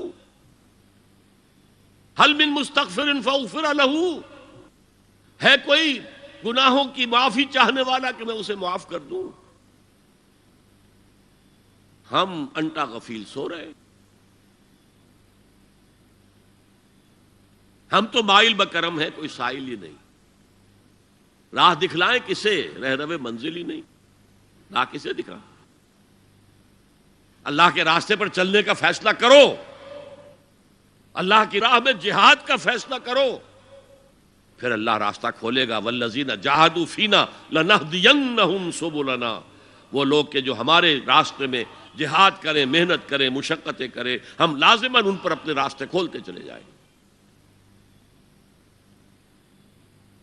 تو دعا شرک فی الدعا، مانگو صرف اللہ سے، اللہ سے، اللہ سے، وہ چاہے کسی فرشتے کے ذریعے، چاہے کسی فوت شدہ ولی اللہ کی روح کے ذریعے سے، چاہے کسی کو بھی نہیں، براہ راست اپنے حکم سے، اس کی تو قدرت ہے جو چاہے کرے، کن فیکون، وہ جیسے بھی ہو وہ آپ کی ضرورت پوری کرے گا، وہی ہے جو کہ مشکلات کو حل کرنے والا ہے، وہی ہے کہ رزق دینے والا ہے، وہی ہے جو مرض سے شفا دینے والا ہے، پکارو اسی کو، مانگو اسی سے۔ اب آئیے، کچھ مراسم عبودیت ہوتے ہیں، مراسم رسم کہتے ہیں کسی چیز کی ظاہری شکل کو، رہ گئی رسم ازاں روح بلالی نہ رہی، فلسفہ رہ گیا، تلقین غزالی نہ رہی۔ یہ قرآن کا بھی ہم اسے رسم الخط کہتے ہیں، رسم الخط، اور یہ حضرت عثمان کے زمانے میں فائنل ہوا ہے کہ یہ اس طریقے سے لکھا جائے۔ تو عبدیت کے اظہار کے لیے کچھ رسومات ہیں، جس میں سے ایک پر گفتگو ہو چکی ہے، قنوت، والقانتین والقانتات۔ یہ جو ہے اللہ کے حضور میں چاہے ہاتھ باندھے چاہے ہاتھ کھلے ہوں، لیکن ذرا جھک کر گردن میں خم کر کے کھڑے ہونا، یہ نماز کے اندر جو قنوت ہے یہ قنوت ہے، یہ بھی اپنی عاجزی کا اظہار ہے، عجز اور تذلل۔ وہ جو ابن قیم کی میں نے ڈیفینیشن آپ کو بتائی، العبادت تجمع اصلین، غایت الحب وغایت الذل والخضوع، حد درجے میں اللہ کے سامنے بچ جانا، جھک جانا، گر جانا، رکوع، سجدہ اللہ کے سوا کسی کے لیے نہیں۔ اور اس معاملے میں دین محمدی جو اپنی تکمیل کو پہنچ گیا، الیوم اکملت لکم دینکم واتممت علیکم نعمتی ورضیت لکم الاسلام دینا، آ حضور کی بعثت سے قبل سجدہ تعظیمی جائز تھا، کسی شخص کی تعظیم کے لیے، اس کی عزت کے لیے اس کے سامنے سجدہ کرنا جائز تھا۔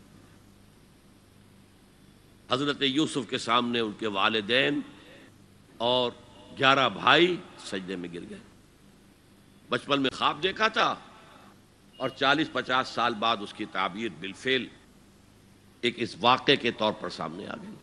سجدہ کرنا، جھکنا، سجدہ کرنا، یہ جائز تھا سجدہ تعظیمی۔ حضور پر شریعت مکمل، توحید مکمل، اب ہر نوع کا سجدہ حرام مطلق ہے سوائے اللہ کے کسی کو۔ ہمارے مسلمانوں نے بھی اپنے دور ملوکیت میں سجدہ تعظیمی شروع کرا، عدالت کے اندر بادشاہ کے دربار میں جا رہے تو سجدہ، سر جھکا کر رکوع کی حالت میں، یا آپ کے پڑوس میں جو حیدرآباد کی ریاست تھی، سلام کیسے کرتے تھے، کتنے جھکتے تھے، اور پھر وہ جھک کر وہ سلام ہو رہے۔ یہ مشرکانہ فعل ہے، مغلیہ دربار میں بھی تھا۔ شیخ احمد سرہندی رحمۃ اللہ علیہ نے کہا غلط ہے، حرام ہے، جائز نہیں۔ دربار میں شکایت پہنچ گئی، آخر مخبری کرنے والے بھی تھے، حاسد بھی تھے، وَمِن شَرِّ حَاسِدٍ إِذَا حَسَدَ، طلبی ہو گئی، بلایا گیا دربار میں، حاضری، اور ایسا اہتمام کیا گیا کہ جب حضرت مجدد آگے آئیں بادشاہ تک جانے کے لیے تو درمیان میں ایک دیوار سی حائل کر کے اس میں کھڑکی کھول دی کہ اس میں سے جھک کر گزریں گے نا تو رکوع کسی درجے میں تو ہو جائے گا۔ رکوع بھی سجدے ہی کی ایک شکل ہے، سجدے کا ہاف کہہ لیجئے، لیکن یہ کہ جب آیات سجدہ آتی ہیں قرآن مجید میں تو عام نمازوں میں میں دیکھتا ہوں کہ وہ آیات سجدہ والی آیات پڑھی نہیں جاتی، حالانکہ ان کی ایک خاص کیفیت ہے۔ تراویح میں تو پڑھی جاتی ہے لیکن پہلے بتا دیتے ہیں کہ یہ دوسری رکعت میں یا پہلی رکعت میں سجدہ آ رہا ہے تو لوگ تیار ہوتے ہیں، لیکن رکوع بھی اگر فوراً ہو جائے آیت سجدہ کے بعد تو اس سے بھی اس سجدے کا حق ادا ہو جاتا۔ بہرحال حضرت شیخ مجدد رحمۃ اللہ علیہ دربار میں آئے تو اس کھڑکی میں سے پہلے پاؤں گزارے، پھر اپنا سر نکالا، پھر جیل میں ڈال دیا گیا، کوئی پرواہ نہیں۔ حاضر ہوا میں شیخ مجدد کی لحد پر، وہ خاک کے ہے زیر فلک مطلع انوار، گردن نہ جھکی جس کی جہانگیر کے آگے، جس کے نفس گرم سے ہے گرمی احرار، وہ ہند میں سرمایہ ملت کا نگہباں، اللہ نے بر وقت کیا جس کو خبردار۔ دین الہی، دین محمدی کے خاتمے کا اعلان تھا۔ اب بڑے بڑے مولویوں نے یہ اکبر کو سبق پڑھایا تھا، بڑے مولوی، درباری مولوی، انہوں نے سبق پڑھایا تھا۔ اللہ کا ایک دن 1000 برس کا ہوتا ہے، اور اللہ کا ہر معاملہ 1000 سال تک ہوتا ہے۔ اب 1000 سال ہو گئے محمد کی رسالت کو، ان کی رسالت کا دور ختم صلی اللہ علیہ وسلم۔ اب دوسرا 1000 سال، اسی لیے الف ثانی کہتے ہیں نا، الف ہزار کو کہتے ہیں، الف ثانی، یہ دوسرا 1000واں سال جو شروع ہو گیا ہے، اس میں ایک نئے دین کی ضرورت ہے، وہ دین اکبری ہے، دین الہی ہے۔ اور دین الہی کیا تھا؟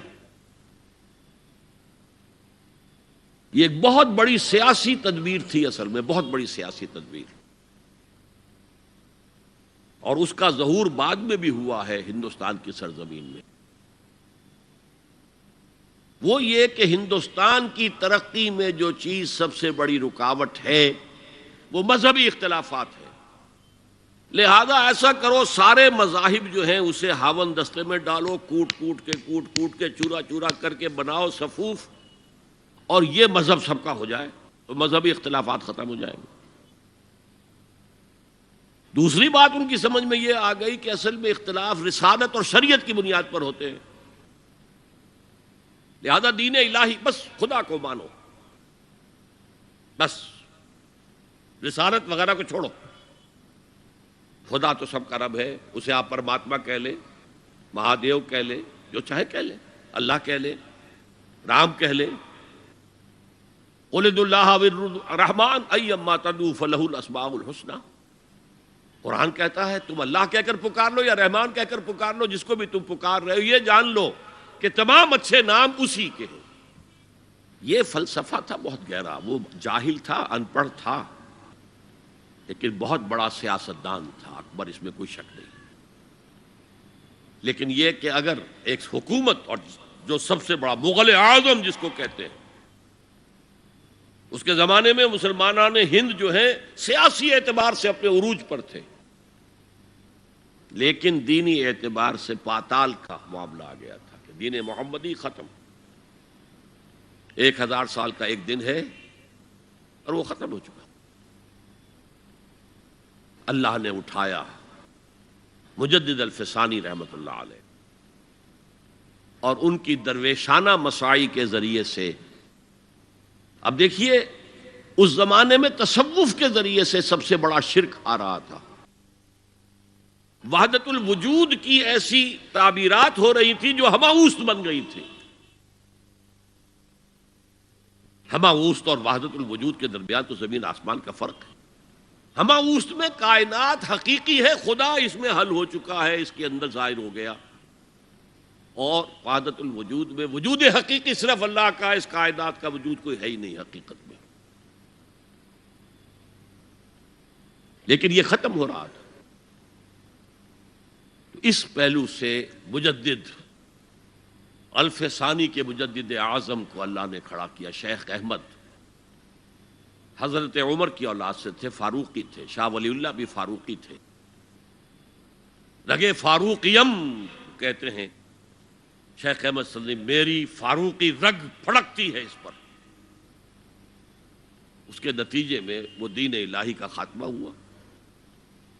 بعد میں ہمارے ہاں یہ آیا ہے ہندوستان میں برہمو سماج، برہمو سماج، اور گاندھی جی بھی اسی فلسفے کے قائل تھے، وحدت ادیان کی، اور یہ سیاسی اعتبار سے بہت اونچی ذہنی سطح کی غمازی کرنے والی بات ہے کہ ہندوستان کے اندر کے یہ مذہبی اختلافات کو اگر ہم کسی طرح کھرل کر کے ختم کر دیں، ہاون دستہ میں ڈال کے کر دیں، تو پھر یہ کہ یہاں ترقی ہی ترقی ہے۔ بہرحال سجدہ، گردن نہ جھکی جس کی جہانگیر کے آگے، جس کے نفس گرم سے ہے گرمی احرار، وہ ہند میں سرمایہ ملت کا نگہباں، اللہ نے بر وقت کیا جس کو خبردار۔ تو ہم نے شرک فی العبادت میں پہلے بات کی، شرک فی الاطاعت، انفرادی سطح پر نفس معبود، اجتماعی سطح پر عوام کی حاکمیت، بدترین شرک اس دور کا، عظیم ترین شرک، اتنے بڑے پیمانے کا شرک کبھی نہیں ہوا دنیا میں۔ اس کے بعد شرک فی المحبت، مال کی محبت، تعس عبد الدینار و عبد الدرہم، وطن کی محبت یا کسی اور شے کی محبت، اگر وہ اللہ کی محبت کے برابر بھی آ جائے، بڑھ جائے تو اور بھی بڑی بات کہنی پڑے گی، لیکن ہمارے پاس شرک سے اوپر کی اصطلاح کوئی نہیں۔ پھر شرک فی الدعا، اللہ کے سوا کسی اور سے حاجت روائی کے لیے، مشکل کشائی کے لیے پکارنا کسی۔ پھر شرک فی المراسم العبودیہ، قنوت ہے، رکوع ہے، سجود ہے، یہ ذل والخضوع کی، کسی کے سامنے جھک جانے کی ایک علامت ہے، سمبل ہے۔ اب آخری ہے اس میں اخلاص، اور اخلاص کی ضد کیا ہے؟ ریاکاری۔ کوئی عبادت اگر دکھاوے کے لیے کی جائے وہ شرک ہے، یہ شرک خفی کہلاتا ہے۔ مال کی محبت کا شرک بھی شرک خفی ہے، نفس کی اطاعت کا شرک بھی شرک خفی ہے، اور یہ سب سے خفی شرک ہے۔ حضور نے فرمایا صلی اللہ علیہ وسلم، من صلی یرائی فقد اشرکا ومن صام یرائی فقد اشرکا ومن تصدق یرائی فقد اشرکا۔ جس نے دکھانے کے لیے نماز پڑھی اس نے شرک کر لیا، جس نے دکھاوے کے لیے روزہ رکھا اس نے شرک کر لیا، جس نے دکھاوے کے لیے خیرات کی، صدقات دیے، وہ شرک کر چکا۔ قد اشرکا، قد اشرکا، یہ عربی کے مزاج سے واقفیت ہو، فعل ماضی پر قد جو ہے تو وہ پرفیکٹ ٹینس بن جاتا ہے، کر چکا، وہ شرک میں ملوث ہو چکا۔ من صلی یرائی فقد اشرکا ومن صام یرائی فقد اشرکا ومن تصدق یرائی فقد اشرکا۔ اور تجزیہ کر کے یہاں تک بتایا کہ اگر کوئی شخص نماز پڑھ رہا ہو اور جب وہ یہ دیکھے کہ کوئی اسے دیکھ رہا ہے تو اپنے سجدے کو طویل کر دے تو یہ شرک ہے۔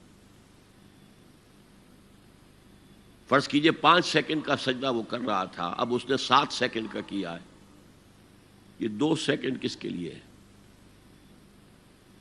اس ایک سجدے کے 2 مسجود ہو گئے، وہ 5 سیکنڈ کا سجدہ تو اللہ کے لیے، 2 اس کے لیے شرک ہو گئے۔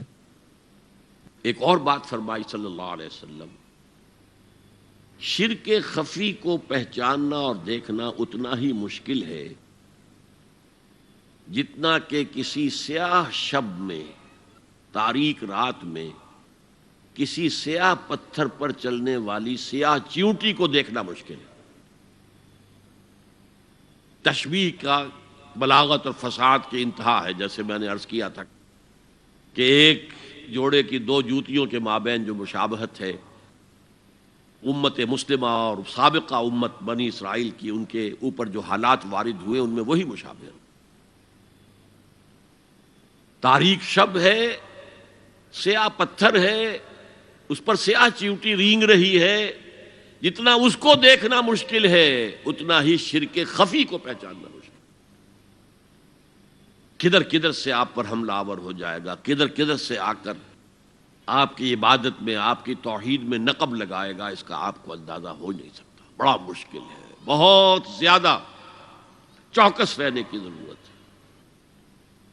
اور اس کا علاج بتایا گیا ہے خاص طور پر عبادات کے ضمن میں، کہ کچھ نہ کچھ عبادت نفل بھی کی جائے، اور نفل عبادت اس طور سے کی جائے کہ کسی کو پتہ نہ چلے۔ اب ہمارا حال یہ ہو گیا ہے کہ ساری، اگر کوئی عشاء کی 17 رکعتیں پڑھتا ہے، سب کی سب مسجد میں پڑھتا ہے، حالانکہ صحابہ کے دور میں مسجد تھی فرائض کی ادائیگی کی،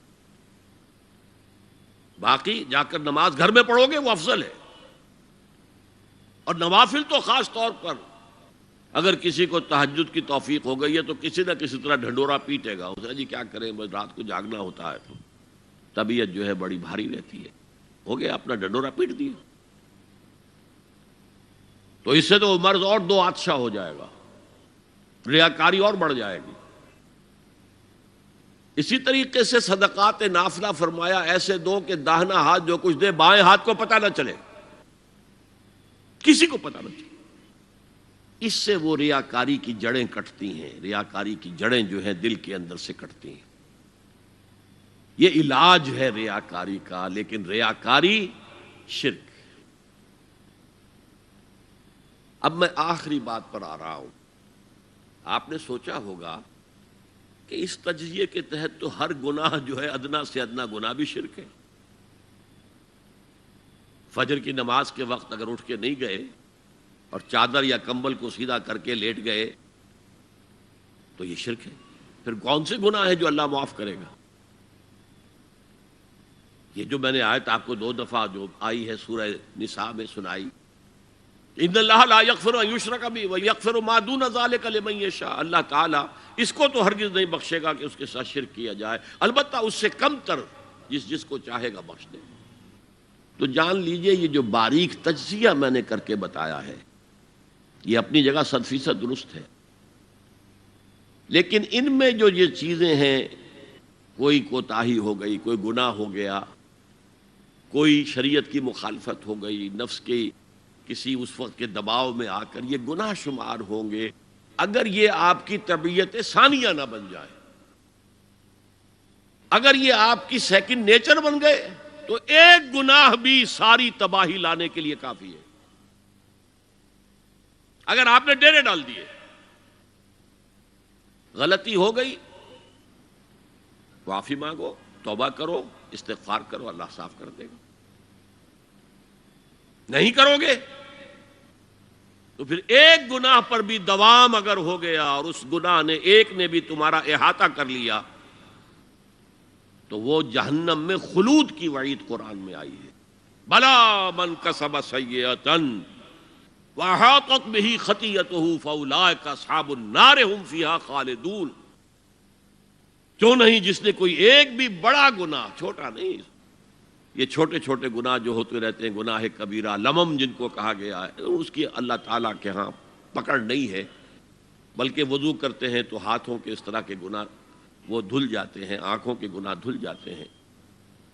گناہ کبیرہ اگر ایک بھی کریا اور مستقل کیا اور اس پر ڈیرے ڈال دیے اور وہ آپ کا احاطہ کر لے. آج کے دور میں سود کا نظام، سودی کاروبار، وہ تو آپ کا احاطہ کر گیا، آپ کے پورے وجود کا احاطہ کر گیا. بھلا من کسب، اور کسبہ کہتے ہیں جان بوجھ کر کرنا. ایک ہے خطا سے ہو گیا، غلطی سے ہو گیا، وقتی طور پر کوئی تحریک ایسی ہو گئی، غلط ماحول میں بیٹھے ہوئے تھے، اس کے زیر اثر کوئی آپ سے بھی غلط حرکت سرزد ہو گئی، کبھی نفس کا جوش کچھ ایسا ہوا کہ آپ مغلوب ہو گئے، ٹھیک ہے، اسینشلی وہ شرک ہے، لیکن یہ شرک گناہ کے درجے میں شمار ہوگا اگر آپ توبہ کر لیتے ہیں، رجوع کرتے ہیں، استغفار کرتے ہیں، اللہ بخشنے والا.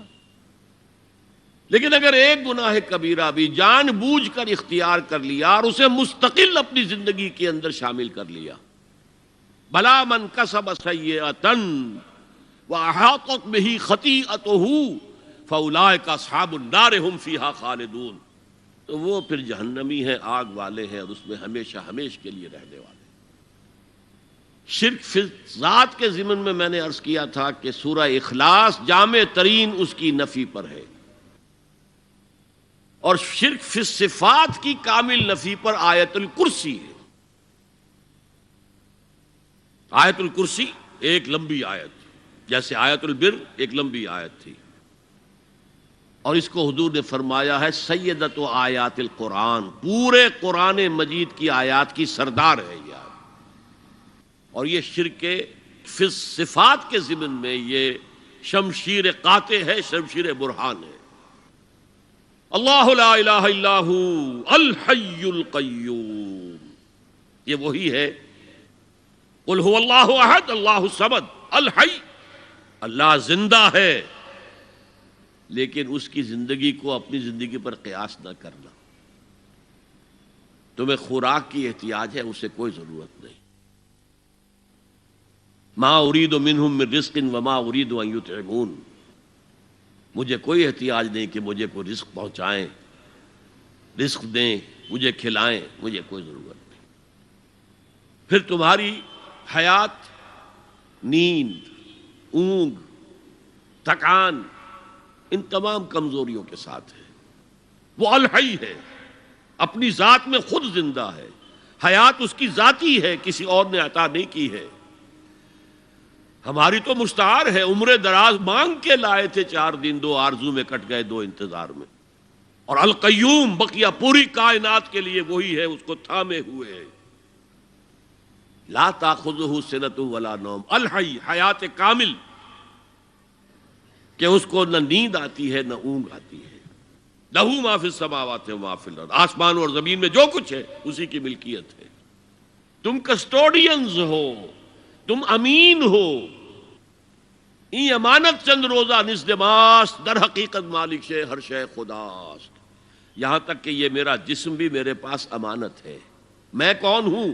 میری خودی، میری انا، میری روح جو پوزیس کرتی ہے اس بدن کو، لیکن یہ پوزیشن ملکیت کا نہیں ہے، امانت کا ہے. یہ امانت، یہ ہاتھ بھی امانت ہے، میری زبان بھی امانت ہے، میری آنکھیں بھی امانت ہے. من ذا الذی یشفع عندہ الا باذنہ، یہ یہاں پر انداز بڑا پرجلال. کون ہے وہ جو شفاعت کر سکے اس کے دربار میں مگر اس کے اذن سے؟ کسی کا ذاتی، کسی کا زور، کسی کا اختیار نہیں ہے کہ جس کی بنا پر وہ شفاعت کرے. ہاں اللہ کے اذن سے. اور دوسری جگہ پر آتا ہے جس کے لیے وہ چاہے گا اور جس کو اجازت دے گا. جیسے کہ آتا ہے اما یتساءلون میں، یوم یقوم الروح والملائکۃ صفا، اور ان میں سے کوئی بھی بات نہیں کر سکے گا، کلام نہیں کر سکے گا. لا یتکلمون الا من اذن لہ الرحمن، سوائے اس کے جسے رحمان اجازت دے. وقال صوابا، اور صحیح بات کرے گا، کوئی غلط بات نہیں کرے گا. یعلم ما بین ایدیہم وما خلفہم ولا یحیطون بشیء من علمہ الا بما شاء، وہ تو جانتا ہے جو کچھ بھی ان کے سامنے ہے اور ان کے پیچھے ہے، اور یہ کوئی احاطہ نہیں کر سکتا مخلوقات میں سے، اس کے علم میں سے کسی کا بھی، سوائے اس کے جو وہ خود چاہے. یہاں بڑے ہی لطیف انداز میں شفاعت باطلہ کے تصور کی نفی ہو گئی. دیکھیے آپ کہیں جا کر کسی مجسٹریٹ سے سفارش کرتے ہیں تو کیا کہتے ہیں؟ اجی یہ فائل کے اوپر جو کچھ ہے آپ اس پر نہ جائیے، یہ گواہیاں وغیرہ جھوٹی ہو گئی ہیں، میں آپ کو بتاتا ہوں اصل بات کیا ہے. اللہ کے سامنے کوئی یہ کہہ سکے گا اے اللہ تیرے علم میں نہیں ہے، میرے علم میں ہے. یعلم ما بین ایدیہم وما خلفہم، وہ تو جانتا ہے جو کچھ ان کے سامنے اور جو کچھ ان کے پیچھے ہے. ولا یحیطون بشیء من علمہ الا بما شاء، اور ان میں سے کوئی بھی، جیسے کہ میں ابھی بتا چکا ہوں، بریلوی مکتب فکر بھی کہہ رہا ہے کہ اللہ کا دیا ہوا علم ہے، محمد رسول اللہ کا جتنا ہے، لا محدود نہیں ہے، محدود ہے، قدیم نہیں ہے، حادث ہے. تو جتنا اللہ چاہتا ہے، جس کے لیے جتنا چاہتا ہے، لیکن اس کے علم میں سے احاطہ نہیں کر سکتا کوئی مگر جو وہ چاہے. وسع کرسیہ السماوات والارض، اس کا اقتدار چھایا ہوا ہے، مستولی ہے، آسمانوں پر بھی اور زمین پر بھی. ولا یؤودہ حفظہما، اور اسے عاجز نہیں کر سکتی ان دونوں کی حفاظت. قیوم وہی ہے، صمد وہی ہے، لیکن اس سے کوئی تکان تاری نہیں ہوتی، عاجز نہیں ہوتا. یہ اصل میں نفی ہے. جو تورات حافظے سے مرتب کی گئی تھی، 587 میں نبوکدنضر کا جو حملہ ہوا تھا، اس میں اصل تورات گم ہو گئی. اس وقت سے آج تک وہ اصل تورات ان کے پاس نہیں. پیریڈ آف کیپٹیوٹی سے واپس آئے ہیں بیت المقدس میں، سائرس کے لطف و کرم کی وجہ سے، ذوالقرنین کے لطف و کرم کی وجہ سے، پھر یادداشتوں سے لوگوں نے وہ تورات مرتب کی ہے. تو اس میں انسانی فکر شامل ہو گیا ہے. لہذا وہاں یہ لکھا ہے اللہ نے 6 دنوں میں آسمان اور زمین پیدا کیے اور 7ویں دن آرام کیا، یعنی کوئی تکان لائق ہو گئی. قرآن نے کہا، اللہ تعالیٰ نے فرمایا سورہ قاف میں، وَلَقَدْ خَلَقْنَا السَّمَاوَاتِ وَالْأَرْضَ وَمَا بَيْنَهُمَا فِي 6 أَيَّامٍ وَمَا مَسَّنَا مِن لُغُوبٍ، یقیناً ہم نے آسمان اور زمین اور جو کچھ ان دونوں کے مابین ہے انہیں 6 ہی دنوں میں پیدا کیا. وہ بات ٹھیک ہے، لیکن ہمیں کوئی تکان لائق نہیں ہوئی کہ ہمیں کسی آرام کی ضرورت ہوتی. لا یؤودہ حفظہما وہو العلی العظیم. العلی وہی ہے، سب سے بلند و بالا. لتکون کلمۃ اللہ ہی العلیٰ، تاکہ اللہ کا کلمہ سب سے سر بلند ہو جائے، اور وہی عظیم ہے، عظمت والا. اللہ تعالیٰ مجھے اور آپ کو اس سے بچائے، اپنے سابقہ زندگی کے گناہوں پر توبہ کرنے کی اور اللہ سے استغفار طلب کرنے کی توفیق عطا فرمائے، اور اپنے دینی فرائض کی انجام دہی کے لیے کمر بستہ ہو جانے کا عزم مصمم کر لینے کی توفیق عطا فرمائے۔ اقول قولی ھذا واستغفر اللہ لی ولکم ولسائر المسلمین والمسلمات۔